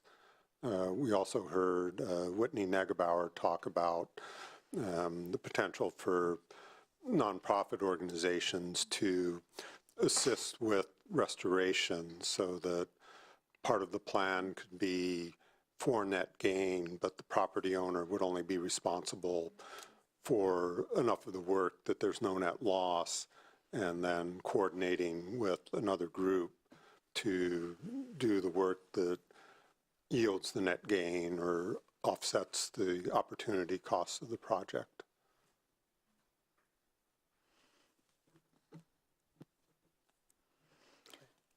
I think there also are some, first of all, that when you're evaluating wetland functions, this is not an exact science where you can pin it down to the exact function and exactly how much it takes to provide that function, or indeed for the habitat value. We haven't defined, we haven't figured out a way to say how much is a large, how much of value is a 50-year-old or a 100-year-old tree that's providing shade to the river versus in a particular spot, for example. We don't have those kind of tools that can be that exact. So there's the science is not just perfect. The second thing is also that you've got a huge time lag. So anytime you start into a mitigation program where you've got new plantings, new restoration and so forth, you've got a multi-year time lag where that is not functioning. Then the other factor is, where is that wetland in the landscape? Now, obviously, the ones we're looking at are along the rivers, but even then, there's a difference between North Creek and the Sammamish River. So where that wetland is located in the landscape is very important in terms, and that the easiest explanation for that is, if there is a wetland and it's cooling the water and it's cooling it in that particular location, to move it someplace else, either up or down the river, means that that spot is not getting cooled. And that may be a critical spot for this, for the wildlife. You've got similar things in terms of water sources. So there's so many factors. It is not an exact science. So that's why I feel we have to really err on the side of being very, very conservative. And certainly, the comments that we received would err on that side. So, yeah, Amy, did you find it? Yep, finally found it. Sorry it took so long. It says consistent with WAC 173, 26, 185, 5 and 8 master programs. Just slow down 1 second so I can write it down. Well, I'll just skip ahead to the good stuff.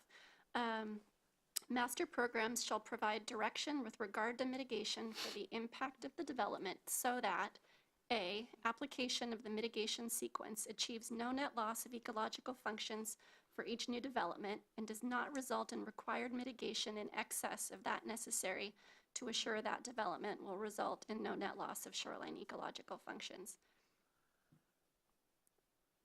That's kind of the heart of it right there. I heard parts of the discussion. I missed some of that while I was hunting. So in terms of thinking about the art versus the science and the exactness of wetland regulations and mitigation, a part of, I think, the location and considering the values and functions of a given wetland is wrapped up into determining what category of wetland it is. So there's a pretty detailed wetland rating system which looks at a variety of hydrologic factors and water quality and habitat, and so some of that's picked up indirectly through that process, and then a buffer assigned accordingly depending on its habitat functions and other sorts of landscape considerations. And then also in the mitigation, I think temporal loss and some of those other kind of risk factors for how long it takes things to like return to forested wetlands, some of that is already addressed through the wetland mitigation requirements related to the mitigation ratios. So like 3-to-1 or 12-to-1 required creation if you're impacting 1 acre of forested wetland or category 1 wetland, for example. So a lot of those things that that I caught you bringing up, I think, are factored into other portions of the regulations that address some of those issues that you were mentioning. Again, I think we're still a little bit limited here in only being able to require mitigation proportionate and related to the direct impacts of the project. But as I think Board Member Bain may have been saying, and maybe others as well, that there's lots of other mechanisms that we want to leverage, like the incentives and the restoration plan. And those are the types of things that the Shoreline Master Program guidelines, the WAC, talks about leveraging as much as possible to really see that gain in ecological functions. And one more thought too on no net loss is, per definition in the Shoreline Management Act, the baseline for no net loss is the existing condition is documented in the shoreline analysis report that was completed now in 2012. So it's no net loss. That's our target, is don't get worse, ideally get better through a combination of regulations and then all those other sorts of mechanisms that we've talked about. Amy, could you repeat that WAC reference? The one that I was reading from. Yeah. Let's see here. I have to zoom up a little bit to find out exactly where it is. It's 173.26, 201, and then there is a section. Oops, there's a section.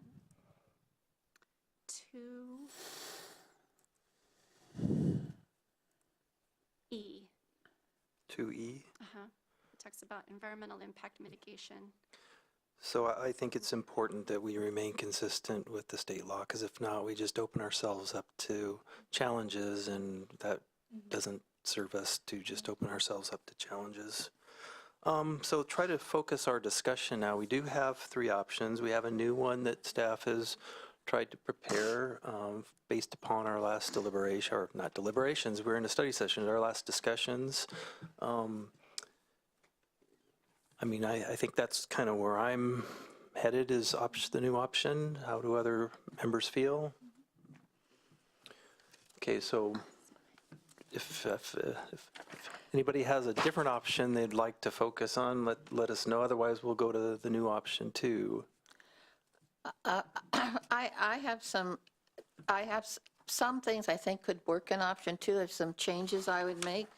And one of them involves this issue of stream reach also, because that, in some of the language, I think we had stream reach, and it's not in here, but I could be wrong. But for example, for the restoration program, that stream reach has, that's where the restorations is focused. It doesn't use Sub Basin. So it's within the stream reach. So that's a very different concept than Sub Basin, which is not covered in here. So if we're going to reference the restoration program that was adopted in 2013 and allow them to choose as mitigation options from this, then we have to also reference within stream reach. So that would be one change I would make to this. And I can make suggestions, for example, where that might go. Okay. Should I do that Yeah. now? So it would probably go in the section of 3 on page 12.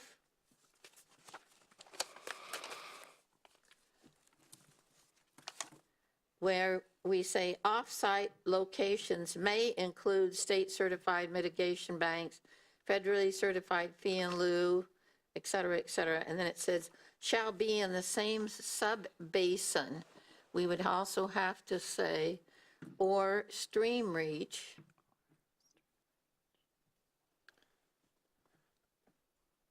And I would add in the words there as the impacted wetland. So just to make clear that we're talking about the impacted wetland.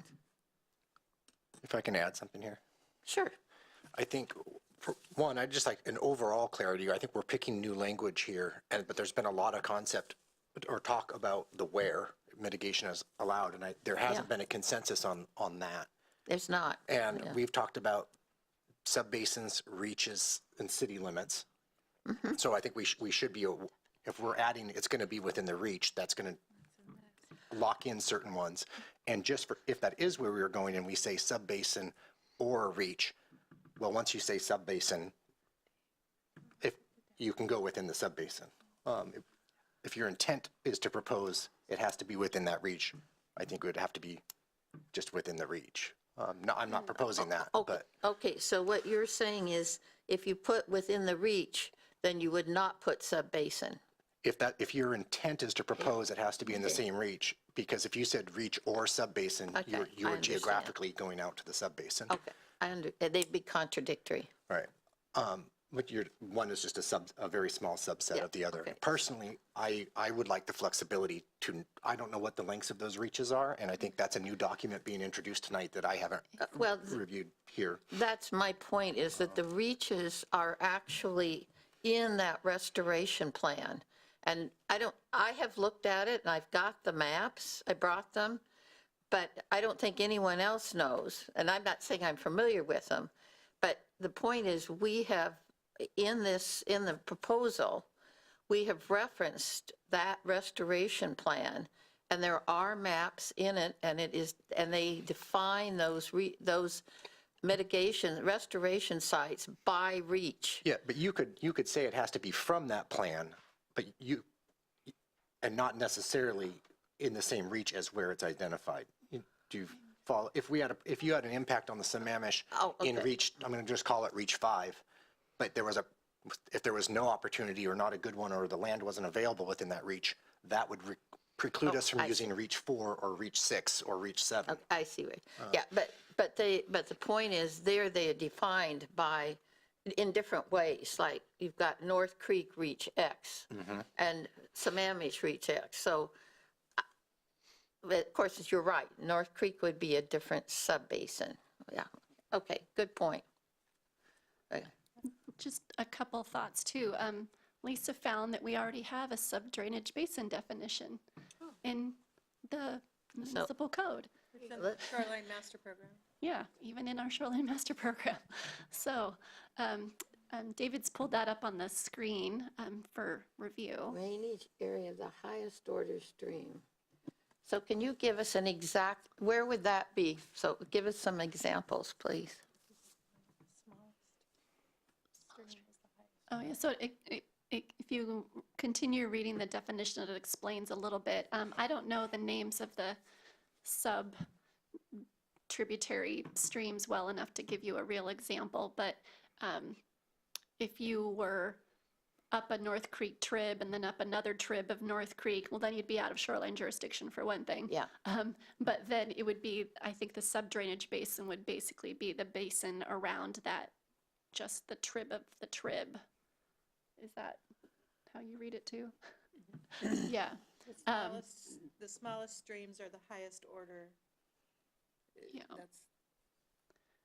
And so, yeah, so if you're on an order 2, or, on North Creek, say, then I think that would be, it would be a larger sub-drainage basin. The area that would be defined by that, versus if you were on a trib of it, then your basin starts getting smaller, is defined specifically by the watershed feeding that particular trib, versus the waters feeding into North Creek would be obviously a little bit larger basin and would encompass all the tribs and their sub-basins. So, but in shoreline jurisdiction, you'd be on North Creek or 200 feet up a tributary. Right. So effectively, North Creek, I think, would be the sub-drainage basin. I think that would be the level for the Sammamish River, that gets a little more awkward, and maybe to your point. That's because that we've got so limiting that to maybe the city makes more sense because that's a first order stream. I think it doesn't get any, or 12th, whatever it is, whichever direction. But maybe limiting it to the city makes sense for the Sammamish River, but then for I think the other water bodies, probably the drainage basin, ecologically and practically speaking, probably works pretty well.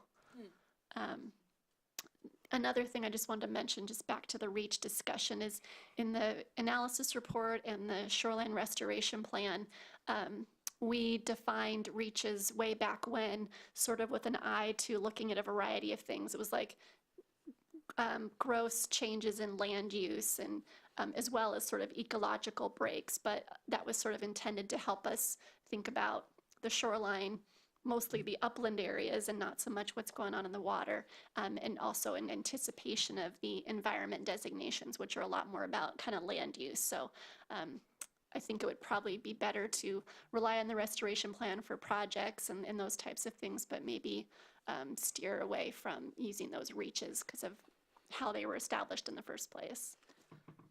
I assumed that there was some exactly that, but it was interesting because it clearly used that both on the map and in the plans itself. It just made it easier to sort of talk about and organize ourselves and get through the documents without losing people. So it was convenient.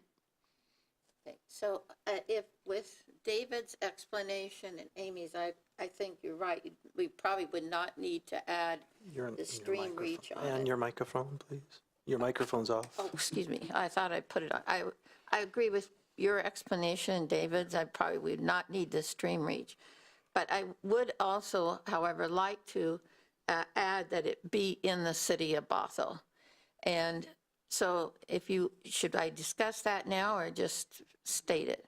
Well, What do you want? let's see if we can reach a consensus on that. Yeah, I think we should just have a discussion now on it, because Yeah, okay.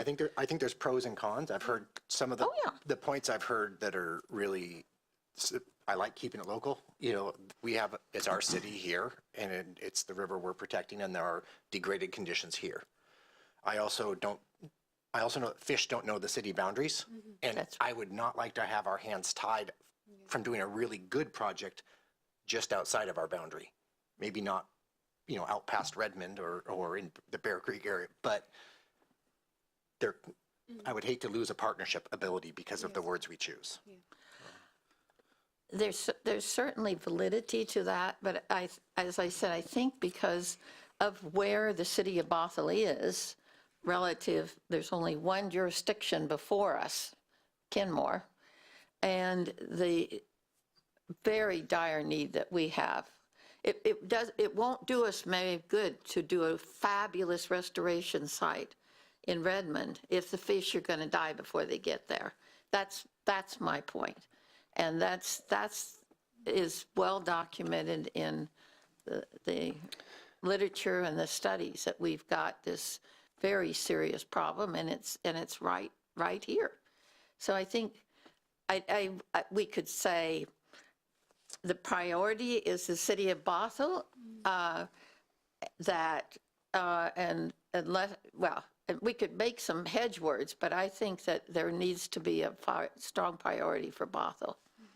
So I guess my problem with it is Bothell would preclude us from doing something in Kenmore, which is downstream from us and going to impact the salmon before they get to us. Yeah, that's right. I think David wants to say something, so I'll yield. Yeah, so for a successful salmon migration, the entire route needs to be passable. Yeah. And the only part of the route the city of Bothell controls is the part within city limits. So, I think we need to make sure that, our waterways are passable, and maybe a future condition will be, okay, Bothell's got, all its waterways off the 303D list. Now we can start helping out other jurisdictions. But, if we help Kenmore and we leave Bothell impassable, that doesn't do anything for the fish. And if we help out Redmond and Bothell's impassable, that doesn't do anything for the fish. But if we make sure that Bothell's passable and Kenmore, make sure Kenmore's passable and Woodinville takes care of Woodinville and Redmond takes care of Redmond, then the fish will be able to make it all the way through. So I think as far as a regional strategy, having each jurisdiction take care of its own is probably the way to go. And I think we can lead by example by saying that, you know, the areas we have jurisdiction over, and, you know, with the caveat that we have the part of Swamp Creek that's in the municipal urban growth area, not currently within the city, that we need to pay attention to. But, you know, generally saying, you know, for now, we have to make sure the waterways in Bothell are healthy. And then maybe if we succeed at that in a future revision, we can start expanding out and saying, you know, there's this great project they want to do on Bear Creek, you know, up in Snohomish County, you know, way past. So, you know, the water from there goes all the way down Bear Creek to Redmond and then comes back up to here. You know, you may say, okay, now we're ready to help out with that because we've got our own house in order. And then something I wanted to add on the no net loss is, you know, we've talked about, you know, like 3-to-1 replacement, but for things like CO2 sequestration, it's 10,000 to 1 is what you need for no net loss with the typical trees that people are planning to replace a large tree. That's based on a study done over at UW-Bothell. And then, you know, for things like nesting habitat, you know, small trees are not nesting sites. So, you know, they're not replacing habitat for kingfishers or great blue herons. And, you know, there is that time lag that Ann talked about that, you know, you're not getting around. So you're saying we're going to have no net loss for the next, starting 50 years from now, but we've got to have our fish and wildlife survive those 50 years in between. And I think having a stricter definition of no net loss that kind of says no net loss now is something that we should be legally able to do.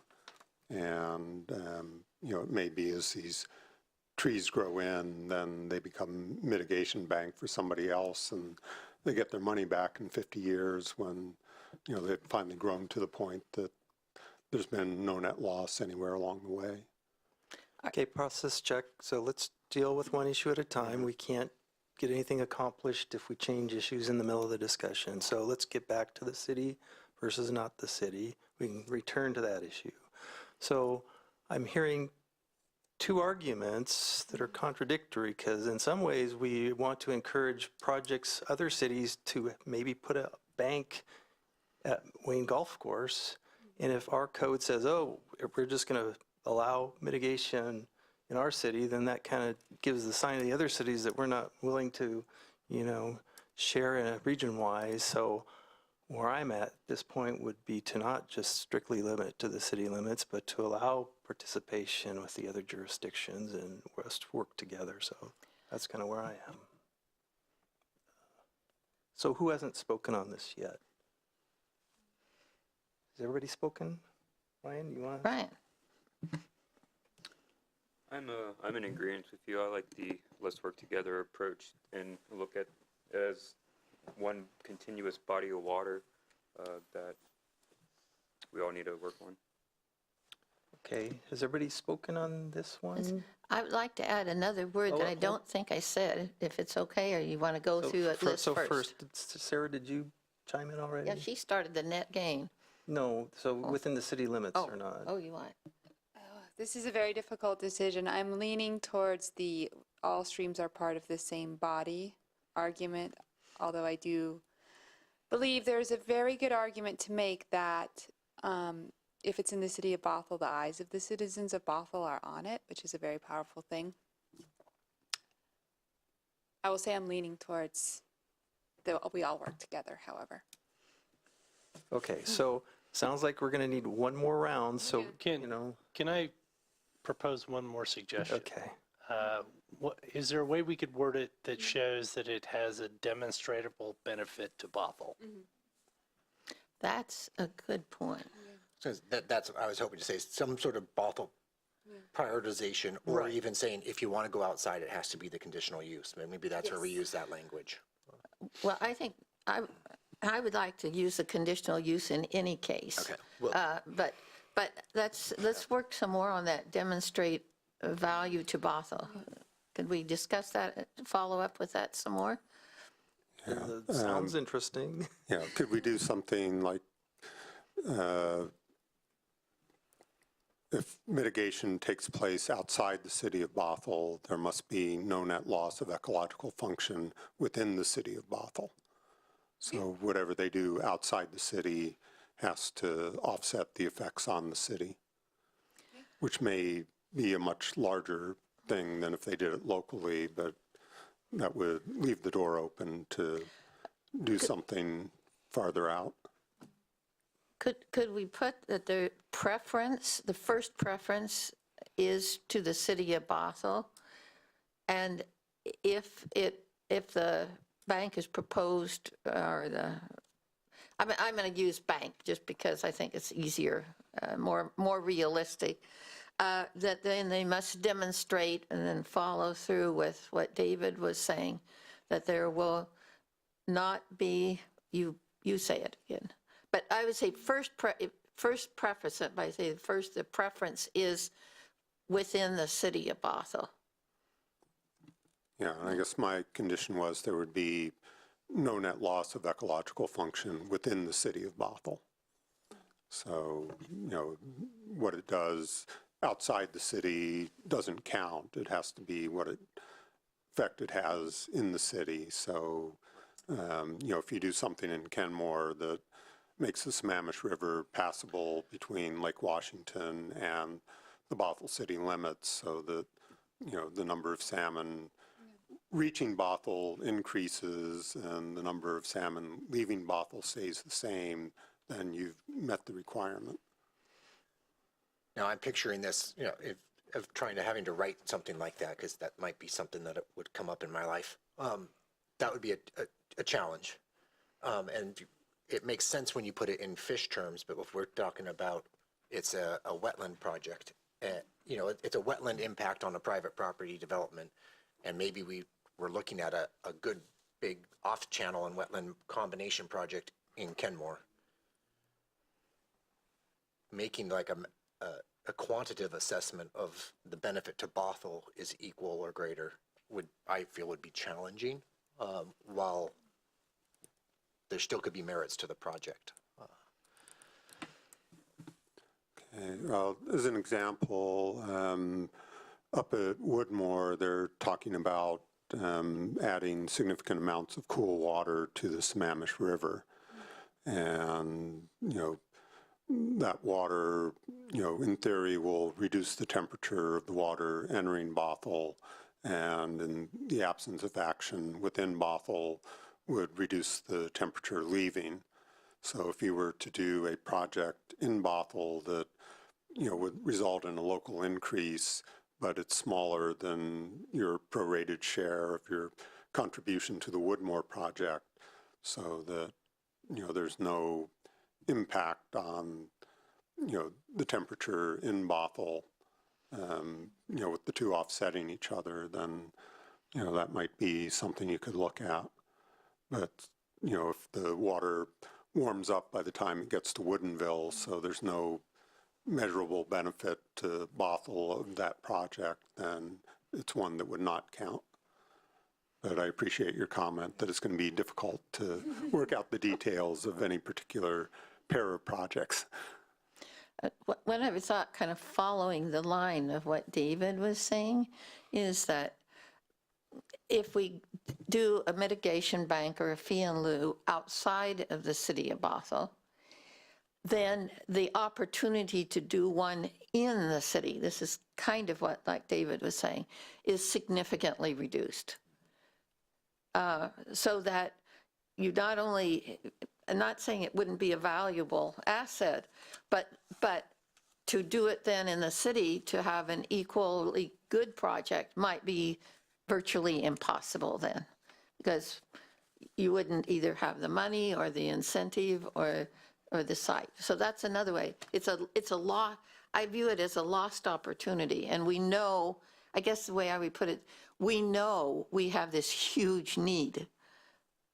If you go through the list that's in the, I haven't looked at the old 2005 plan, but the 2017 plan, I've got the list of the projects, and I don't think they've changed significantly, so I don't mean to imply that. But one of the things they talk about very clearly is this need for cool water that David was just talking about. That is a huge need. We've got it right here. And so we wouldn't want to give that opportunity of ever doing a really significant project in Bothell by doing something someplace else. That's my point. I guess that's why I like the words demonstratable benefit to Bothell, in that you would have to use some sort of known science to declare, here's the benefit that Bothell will receive, and make it provable. Yeah, I don't feel that it's a selfish statement at all to say this. That's why I began by saying it's well documented that this is a big problem area.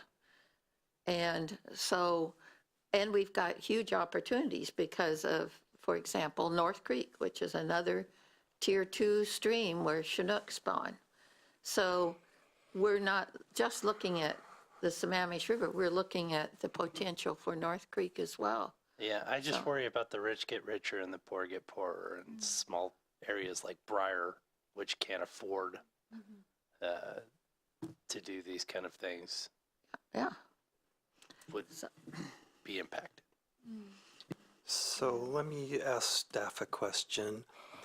So again, I want to stay within what's defendable and not be challenged. I mean, fish don't know the city boundaries. So is it defendable, as other jurisdictions done this, that say you have to do your mitigations within a certain, political boundary and not a fish boundary?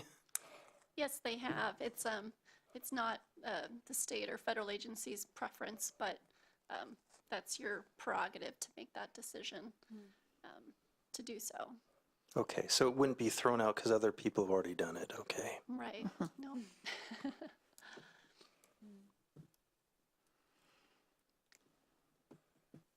So. I think we all would like to avoid another night, because I think we're very close to some solutions. Do we need to take a break and ask someone to take a few quiet minutes to try to draft some language that reflects what we were just talking about, to demonstrate this with a preference to Bothell, to demonstrate? I would be in favor of it. But. Maybe, but I think we should keep going because we might have some other issues that we need to evaluate further. Okay. So I would maybe move on and come back to this one to see how much else we can get accomplished. So now we were talking about the no net loss versus net gain, and I think we've heard some discussion on that. Yeah. So who hasn't? Somebody. I have one thing on this particular subject. I just mentioned earlier, I would like to see the type 3 conditional use permit for these projects. So can you went right over my head. So what would we do where? Well, it's listed on the top of page 12. It starts at the bottom of page 11. And this is just in parentheses. This was proposed, so that's why I'm saying I want to see it in the document. So the last sentence says, the city will review applications for off-site mitigation as a shoreline conditional use following the procedures for a type 3 development pursuant to BMC Title 11, Administration of Development regulations. Okay. So the parenthetical, you want to come in. How do others Yeah. feel? That's for off-site mitigation.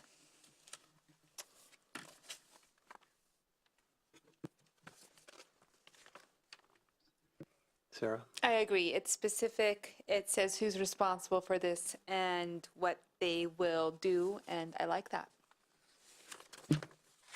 Anybody want to oppose? Okay, so it sounds like we're okay with putting in the parenthetical. Okay. So what was the next one? Did we reach I don't think we reached a consensus on no net loss. I had on page 12, this is when I was talking on item 3.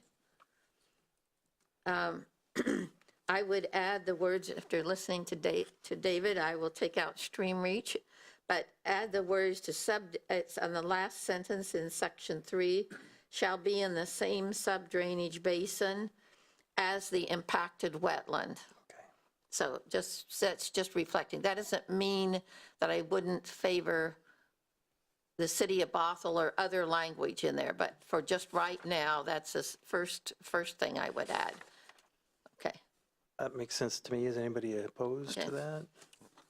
On the Sammamish River, I'd like to specify that it be the same reach as opposed to the same sub-drainage basin, because Okay, good point. once you get to the Sammamish, you've got a very large area that's all one basin. Okay, good point. So Amy's looking quizzical. Can we?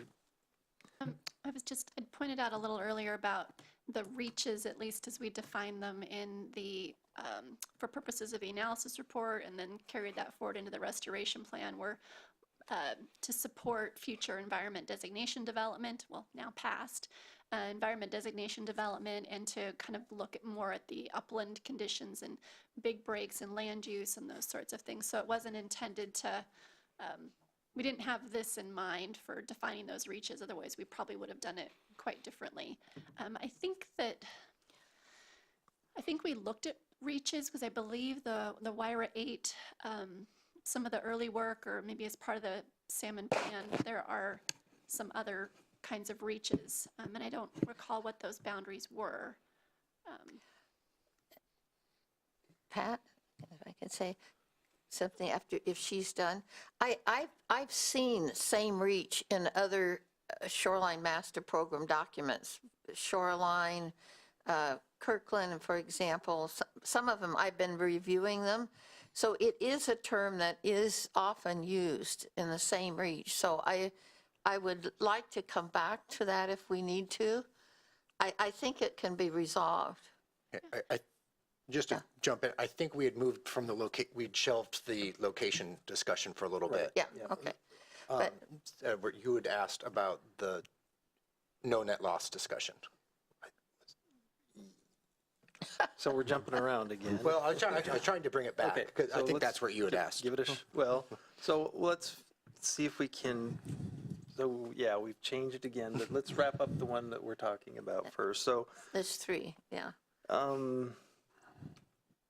because I've heard we want to keep it in the sub-drainage basin as the wetland, or if it's the Sammamish in the same reach. So is there language to do that, or? I think you need to be careful with what document you're pulling your Right. reaches from, and it shouldn't, I don't think it should be the analysis report or the restoration plan, because that was an entirely different purpose, and we were looking more at upland land use and breaks, not Right. kind of fluvial or ecological characteristics, strictly speaking. So that would be the wrong reach to use. And I would have to see what reach definition we're using. Yeah, I know when we were writing grants for the Wayne Golf Course, the state had reach definitions that we incorporated into the grant. So they, would be like from River Mile A to River Mile B is a reach, and then from River Mile B to River Mile C is the next reach, and so on. Yeah, so typically, somewhere there would be a document describing that, and they could have been tiering to a WIRA study or something that investigated that, or it could have been defined, as Amy is describing, a project-specific reach, and what the purpose of those reach definitions really affects their usefulness and their scale. You know, a big WIRA study might have very large reaches, whereas we have much smaller ones here in the Bothell study. So when we say a reach, I have no spatial context of what we're talking about. So let me, I see Dave was trying to ring in, and, you know, do you have any guidance for us on how to reach consensus more quickly on these issues? Because we don't do this as frequently as like the Planning Commission and whatnot. So how do we reach consensus on these and wrap this? Do you have any suggestions for us? Well, the only thing I was leaning in to add is when we were looking for the sub-basin definition in the shoreline code, I checked to see if there was any definition in Title 13 for reach, stream reach, and there wasn't. So I don't have any great advice there, other than if you do want to, if you did want to include a reach in this condition, we would probably have to go back to the drawing board to come up with a suitable definition that would fit what you're trying to get here. Okay. Mr. Chairman, if I could offer, excuse me, listening to all the discussion, I'm hearing a lot of common themes in there, and I think the language can be worked out, and I've got something to offer that may help to address that. I agree with Board Member Cox's discussion about the reach. As someone who has to interpret and apply the code, if I don't have a clear definition of that, or there's multiple definitions of a reach, I'm going to be at a loss as to what to use there. So I think it's better if we stick with some terms that we have defined and that we've used on a consistent basis. So for that reason, I'd suggest we stick with the sub-basin definition that we have in the code. My suggestion would be, and Board Member Agard, I think, was starting to go there with this, is that the issue I'm hearing is you want to make sure that these are done as within the project site, if possible. If not, then as close to the project site as possible. If not, then within that sub-basin, if possible, within the city of Bothell in all cases, unless there's absolutely no way that it works, or there is something they can do upstream or downstream, more likely upstream, I would assume, that's going to have a greater benefit for the part of the river that's, or the stream that's in Bothell. So we can craft some language that does that if that's what you're going for. But I don't want to put words in your mouth, but that's what I think I'm hearing from the board. It's sort of a hierarchy that you want to create. And the first place you want it done is on site. If it doesn't make sense or it's not feasible to do it on site, then we can look off site. And then it should be within that immediate vicinity, however we define that, and that's going to vary by project and by impact, within that sub-basin within the city of Bothell. And at the very last resort, if there's some reason that doesn't work, or we see a much greater benefit by doing it outside the city, but it's still providing a greater benefit to the city, that would be okay too. Is that a fair assessment of the discussion? Does anybody disagree?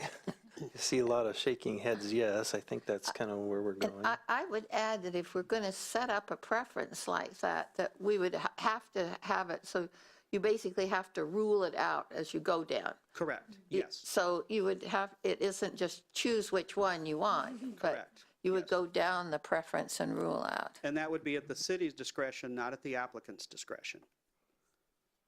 They would have to demonstrate to us that it does not work on site, therefore we've got to go off site. And then they have to demonstrate why it's better off site. Yes. And that's similar to things that we do with other parts of the code, where we set up a hierarchy like that, and it's at the city's discretion to go up the hierarchy.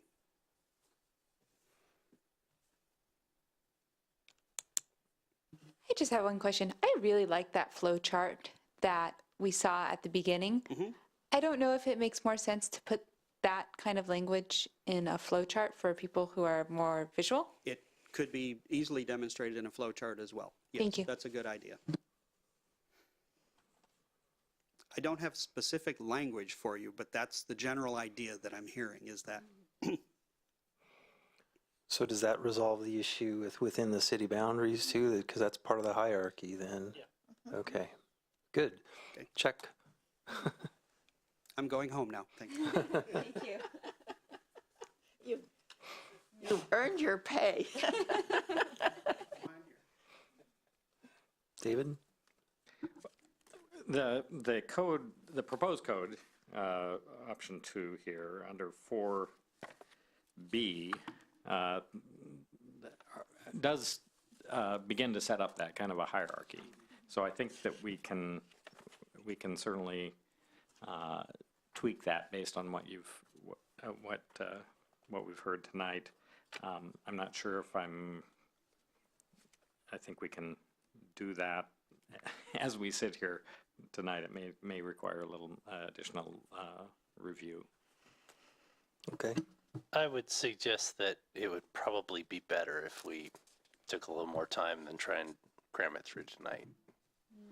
Let you work out the wording, but I think you've got the gist of what we're all targeting is rings in a pond, start in the center and work your way out.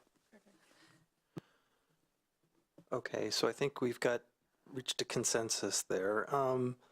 Before I forget, this code that we're looking at on the screen, I don't have a code reference. So where are we in the code on this? We are... Oh, you mean in the compensatory mitigation? No, the definition of sub basin that we're looking at our screen still. Oh, that is in 13, let me see. Is that part of this? 1303.010 are the definitions. So it's already in, That's already in our code. but that's the critical areas? 13? No, that's shoreline. Shoreline, Okay. yeah. Shoreline. So we just didn't realize it was there. Okay. Because we gave you all the pieces we were changing and not. Okay. So we can certainly include that in the next packet, just so that we Okay. have it in Good. there for reference. So, not to throw a monkey wrench in here, but I also found online where Snohomish County also defined it under their code 30.91s.702. And they were very explicit about stream levels, and it was in specifically around salmonoid bearing streams, but I like their definition, so you may want to see if you can reconcile the two. I can send you the link. Okay. Okay, I have a comment on reaches. Okay. Is that part of this same discussion or? Well, it's part of the location discussion. Okay, go ahead.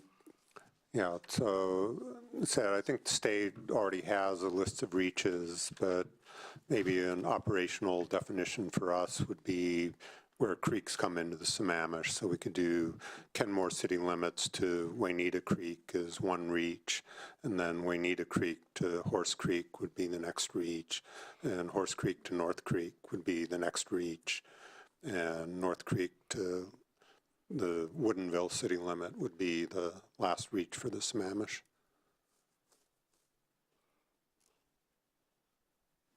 So you can use that if you can't find anything better. Were we putting reach in that? We could put it into our hierarchy, but we'd have to define it. I'm going to go back to, I would like to see something more of a study going into the reaches. And I guess my first cut on that is maybe I might be off on this. It sounded about like 2 to 3 reaches within the city of Bothell there. I think it's a few more, but as I recall, when we were doing the Wayne grants, instead of at Wayneta Creek, it was the bridge for the road that goes through the middle of the golf course. So it's off Waynita Creek by a little bit. And then, I think the next reach probably did go up to around where Horse Creek was. So anyway, I'm just offering that as if you can't find anything better. If you can find anything better, great. Okay, I'm going to do another process check. So Dave, it's 8:41. We are done at 9 o'clock, but we do have the ability to extend per our charter, right? So we do, yes. Okay, but ideally we would, it sounds like we want staff to come back for future hearings, so I think we've made that call. So in the last 20 minutes, we should try to get as much accomplished as possible, identify other issues that need to come back. Otherwise, we're going to have to extend the meeting, and we do have the ability to do so, but staff's got jobs in the morning, the rest of us. So, okay. So have we wrapped up the discussion then on pages 9 through 12? Staff's going to come back with a proposal. Is there any other additional things you want staff to look at, or are we ready to move on? Yes, please, hopefully brief. Thank you, Amy, for changing the language to be more active, saying who is going to do what. I would like to use that same voice for the new language about the mitigation banks at the bottom of page 12. And if we're pressed for time, I can send Amy some notes. Got it. Yeah, that makes sense. Let's do that. So what was the proposal again? Just for one example, instead of saying credits from a certified bank may be used, instead of using the may be used language, say applicants may use credits from a certain mitigation bank. Just focusing on the subject of the sentence to clarify what's going on. I'm not seeing. Sorry, I'm an English professor's daughter. I know, but I'm not seeing the benefit from what's in the. I think when you stop using the will be used language or the may be used language or the preference will be given language, when you move away from that to a more active voice saying the city will give preference to people who do this, it really clarifies who is responsible for taking the action to approve or disapprove, to allow or disallow. I think when we changed this language before, it really brought some new information into play. Sorry, I'm talking too much, but I'll let that. So back, I'll ask staff, does that help in applying the code if we make it the active, or I can't remember the phrase she used, but does that help staff to apply the code if it's more, if we change the, or? I think, yes, generally it does. And the less mushy the language is, and the more clear it is, Okay. the easier it is. So you're okay As long with, as- So if you can provide us with your comments, because we need to make sure Sure. we're consistent in terms of how our code is Absolutely. structured, is not just the structure of the organization, but also the structure of the sentences that we use in other parts of the code. But if it helps to clarify, then absolutely we'd like to include that. So, yeah. Thank you.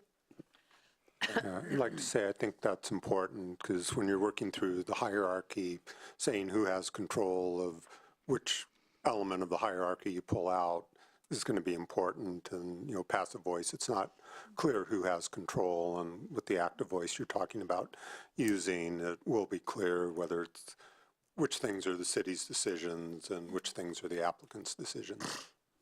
okay, thanks. Thank you for the question, Pat. Okay, now are we done with pages 9 through 12 for tonight? Okay, so that Do leaves we hopefully, need to finish the no net loss discussion to deal with yeah. those pages? okay, good point. So, Okay. Well, it seems to me Amy said we're stuck with no net loss, that we're not allowed to use net gain. But I think we have the option to define no net loss more rigorously than it has been done. So we've talked about adding in considerations of opportunity cost and adding in considerations of time lag. So maybe we can try to figure out something that's, achieves continuous no net loss instead of hypothetically no net loss over 50 years. Another thing that came up earlier is that we're expecting net loss due to climate change and ocean acidification, and how we take that into account. And the definition is something we may also want to discuss, though I think the language you quoted says it's project related. So, greenhouse gases from California or China or India probably are not things we're allowed to take into account, it sounds like. Since we're going to be waiting for some more language on the hierarchy of our preferences, David, could you write maybe some language or something on this no net loss? Because I'm intrigued by your thought about the climate change figuring in there, because I think that, I don't know how we'll do it, but that's an interesting perspective. So, a thought, okay. While I agree with it, I'm very uncomfortable. Time lag, I'm totally on board with. Yeah. Causing a resident of Bothell to try and mitigate China's global warming, I'm not as comfortable with.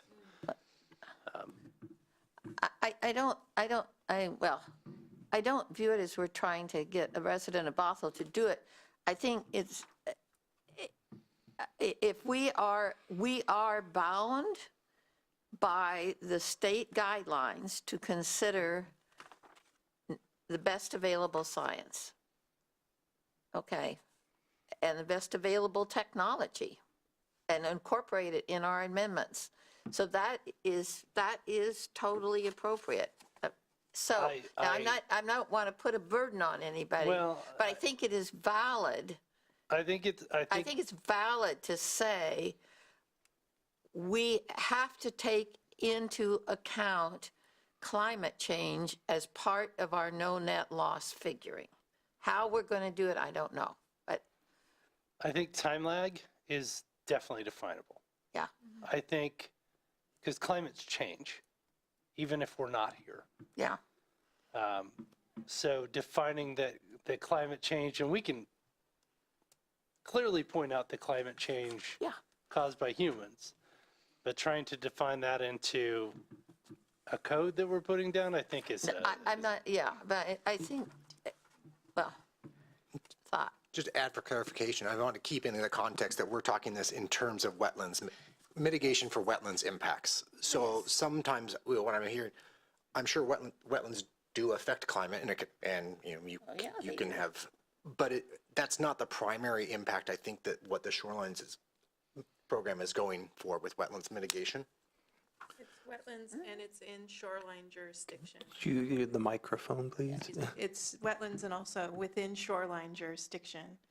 Right. It's kind of given to us in terms of what the management area is. And even in that frame, I actually struggle with I get the concept of the time to restoration, especially in terms of from the time you maybe take out a wetland and create a new one, there's time loss. But for full regeneration of the trees and planting things that we're doing in other aspects of the plans, I think that's a separate topic here. And the Shoreline Master Program has got, detailed regulations requiring compliance with ecologies, mitigation ratios and buffers, and, a variety of other mechanisms, all of which constitute the best available science for addressing impacts to wetlands. And I'm guessing a little bit, and maybe David can say more about that, but I'm thinking that the amount of direct permanent wetland impact that's happening in the city is probably fairly small, and climate change is probably your highways and other sorts of development if we were going to start parsing all that out. But I think in the context of Shoreline Master Program, we probably need to think specifically about those wetland impacts, those functions, and then the best available science available to address that, which, again, I think temporal loss and all those types of things are already rolled into the required regulations in terms of the ratios and other sorts of mechanisms for addressing that. For me personally, the further we go into expanding and changing it, the further I think we are from the scope of this meeting, or for what we've been called for, and the more I get back towards, let's just put it towards city approved and go back to option 2. Because it, You mean option 0? Well, Well, I option guess- 0 is the simplest. I want to just point out one thing in this, on the restoration program, just to put it in context, and we're not talking about the whole shoreline jurisdiction, but they have a figure showing the number of acres in shoreline jurisdiction. There are 782.8 acres in the city of Bothell in shoreline jurisdiction. So it's not minimal, and they're not going to impact all of them at one time, obviously. But I think this is, I'll be happy to is that submit it. acres of shoreline or acres of wetlands within the shoreline? No, that's what I say. This is within shoreline jurisdiction. So That's buildings, parking lots included. Well, there aren't a lot of parking lots in shoreline jurisdiction, but some.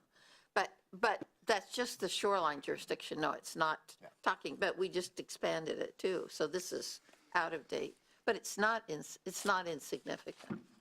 Yeah. I didn't, if I characterized it as insignificant, I don't believe I did. Okay, I would point out that ecology's ratios are not based on the best available science, because there are new studies like the University of Washington one saying you need 10,000 trees rather than a handful of trees to replace, CO2 sequestration and biomass generation and things like that. So, some of those rules are based on outdated science, not best available science. Okay, so do we have any issues with the mapping that we need to have staff bring back, or is the mapping all okay? Just going back to our page by page. Yeah, that area over by the Home Depot, there is that one little wetland that a quick staff walk along the pedestrian trail would let you know, yes, there is water on the north side of that that needs to get added back into the map. Do you have a picture you could just send so they don't have to go out there? I can, I walk that most weeks. Did you say if you know how that's connected back into shoreline jurisdiction otherwise? Did you say drain east and into a pipe? Well, the connection to the shoreline is Park Creek, which is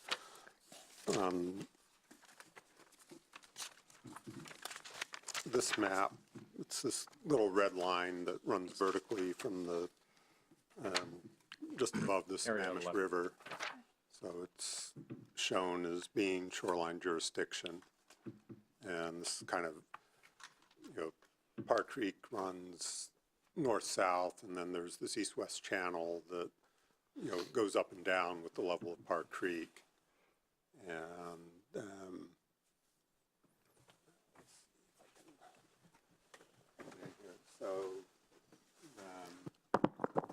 I guess that red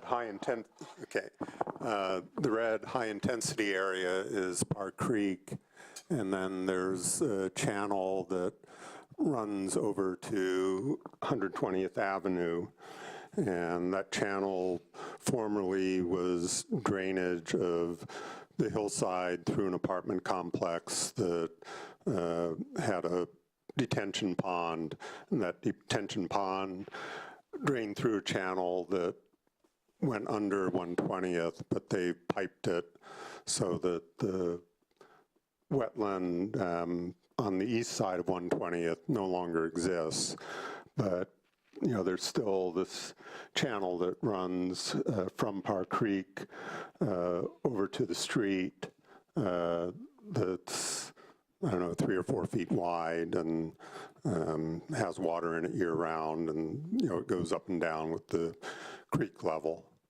Okay. So it would be, connected through here, and, it's the same altitude as the wetland on this side. And is that shown in the existing mapping as, is that Yes, what it you're is. saying? Okay. Yeah. But we need to trim out, there's a trail in between the two, right? That's not a wetland. So it's just kind of a skinny sliver, and then the trail is Yeah. outside of jurisdiction, and then back to the main body of it on the south side. Yeah. Okay. I think we just had it continuous before, so we need to pluck out the trail, leave in the skiddy ditch. Right. Okay. Okay, are there any other mapping issues? We look at number 5.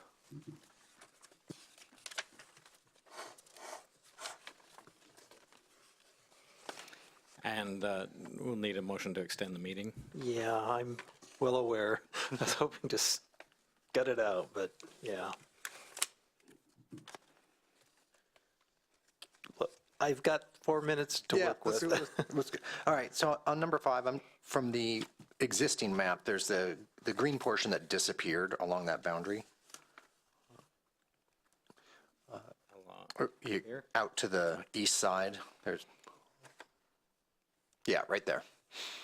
I'm curious on the dropping from that, it looks like, was that for, there was updated wetland delineation that you guys have added, but from the way it stops at what appears to be a parcel line, I would assume that that updated wetland delineation stopped at the parcel line. Could it be in fact that that wetland is still there? Like, what was the original reason that the wetland went to the east? I think the layer came from the city, so I'm not sure. Yeah. So it's either based on data, the city's best data, based on contours and other geological data, or it was from an earlier delineation. But we can certainly look into that and I would confirm. like to see that, because I suspect it was only performed on one side of that line. Could I get a motion to extend the meeting for 10 minutes to 9:10? So moved. Second? There's been a motion to extend the meeting till 9:10. Any discussion? All in favor, say aye. Aye. Opposed? Motion passes unanimously.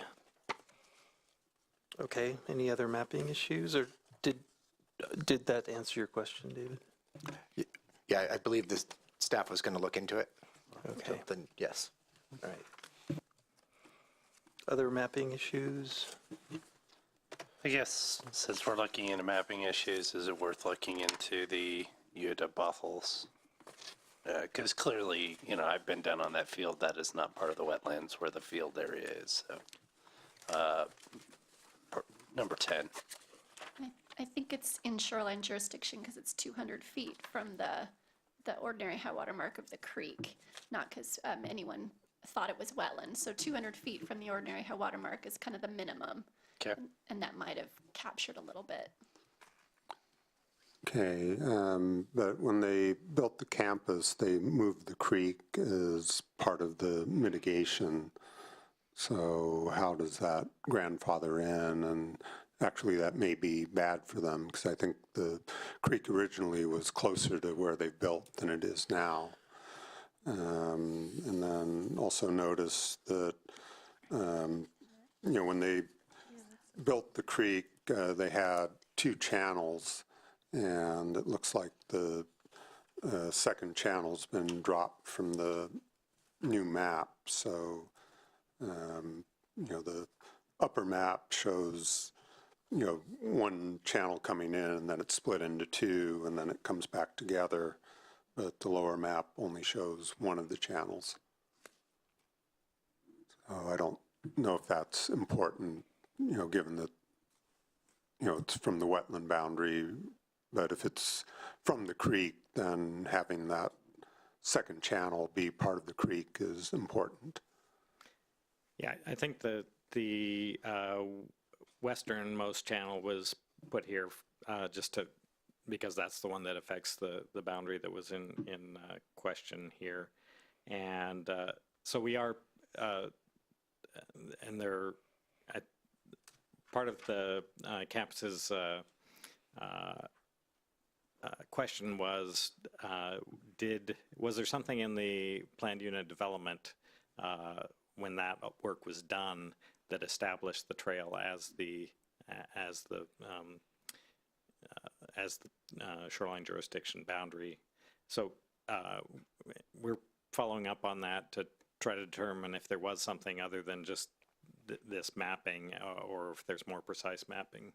Did you have something else to add? Oh, I was just thinking about that as an idea. Using that as a change the designation potentially. To HI, using the trail as a boundary, maybe. Another option would be to keep it in shoreline jurisdiction, but change the designation for any portion of that goes beyond the trail. But we'll have to look into that and come back to you. Other mapping issues?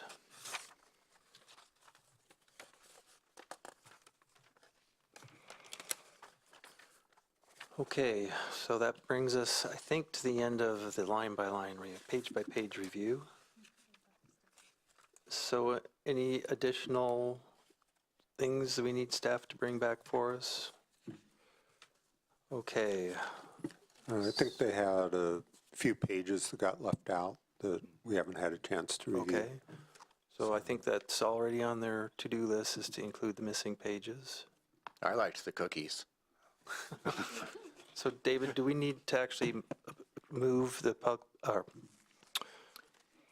what's the words for? Continue the public hearing to April 8th.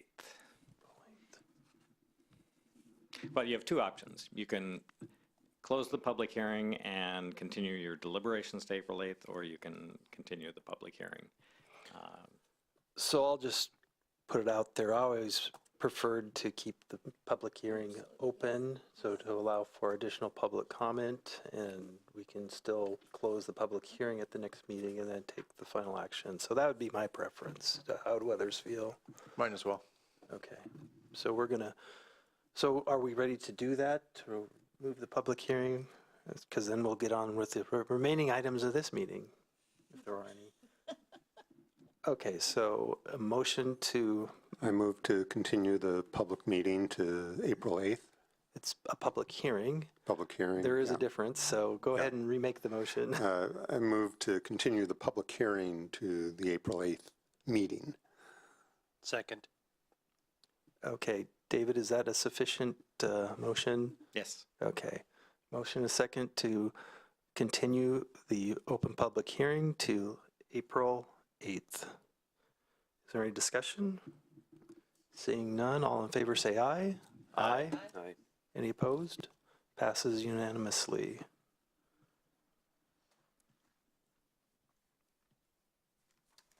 Okay. The other items on our agenda is study session none, old business none, reports from staff. Is there a report from staff? I have none.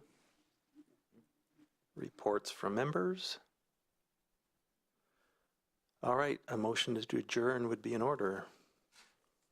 I motion to adjourn. Second. Motion by board member Orr, second by board member Cox to adjourn. All in favor say aye. Aye. Opposed? Passes unanimously.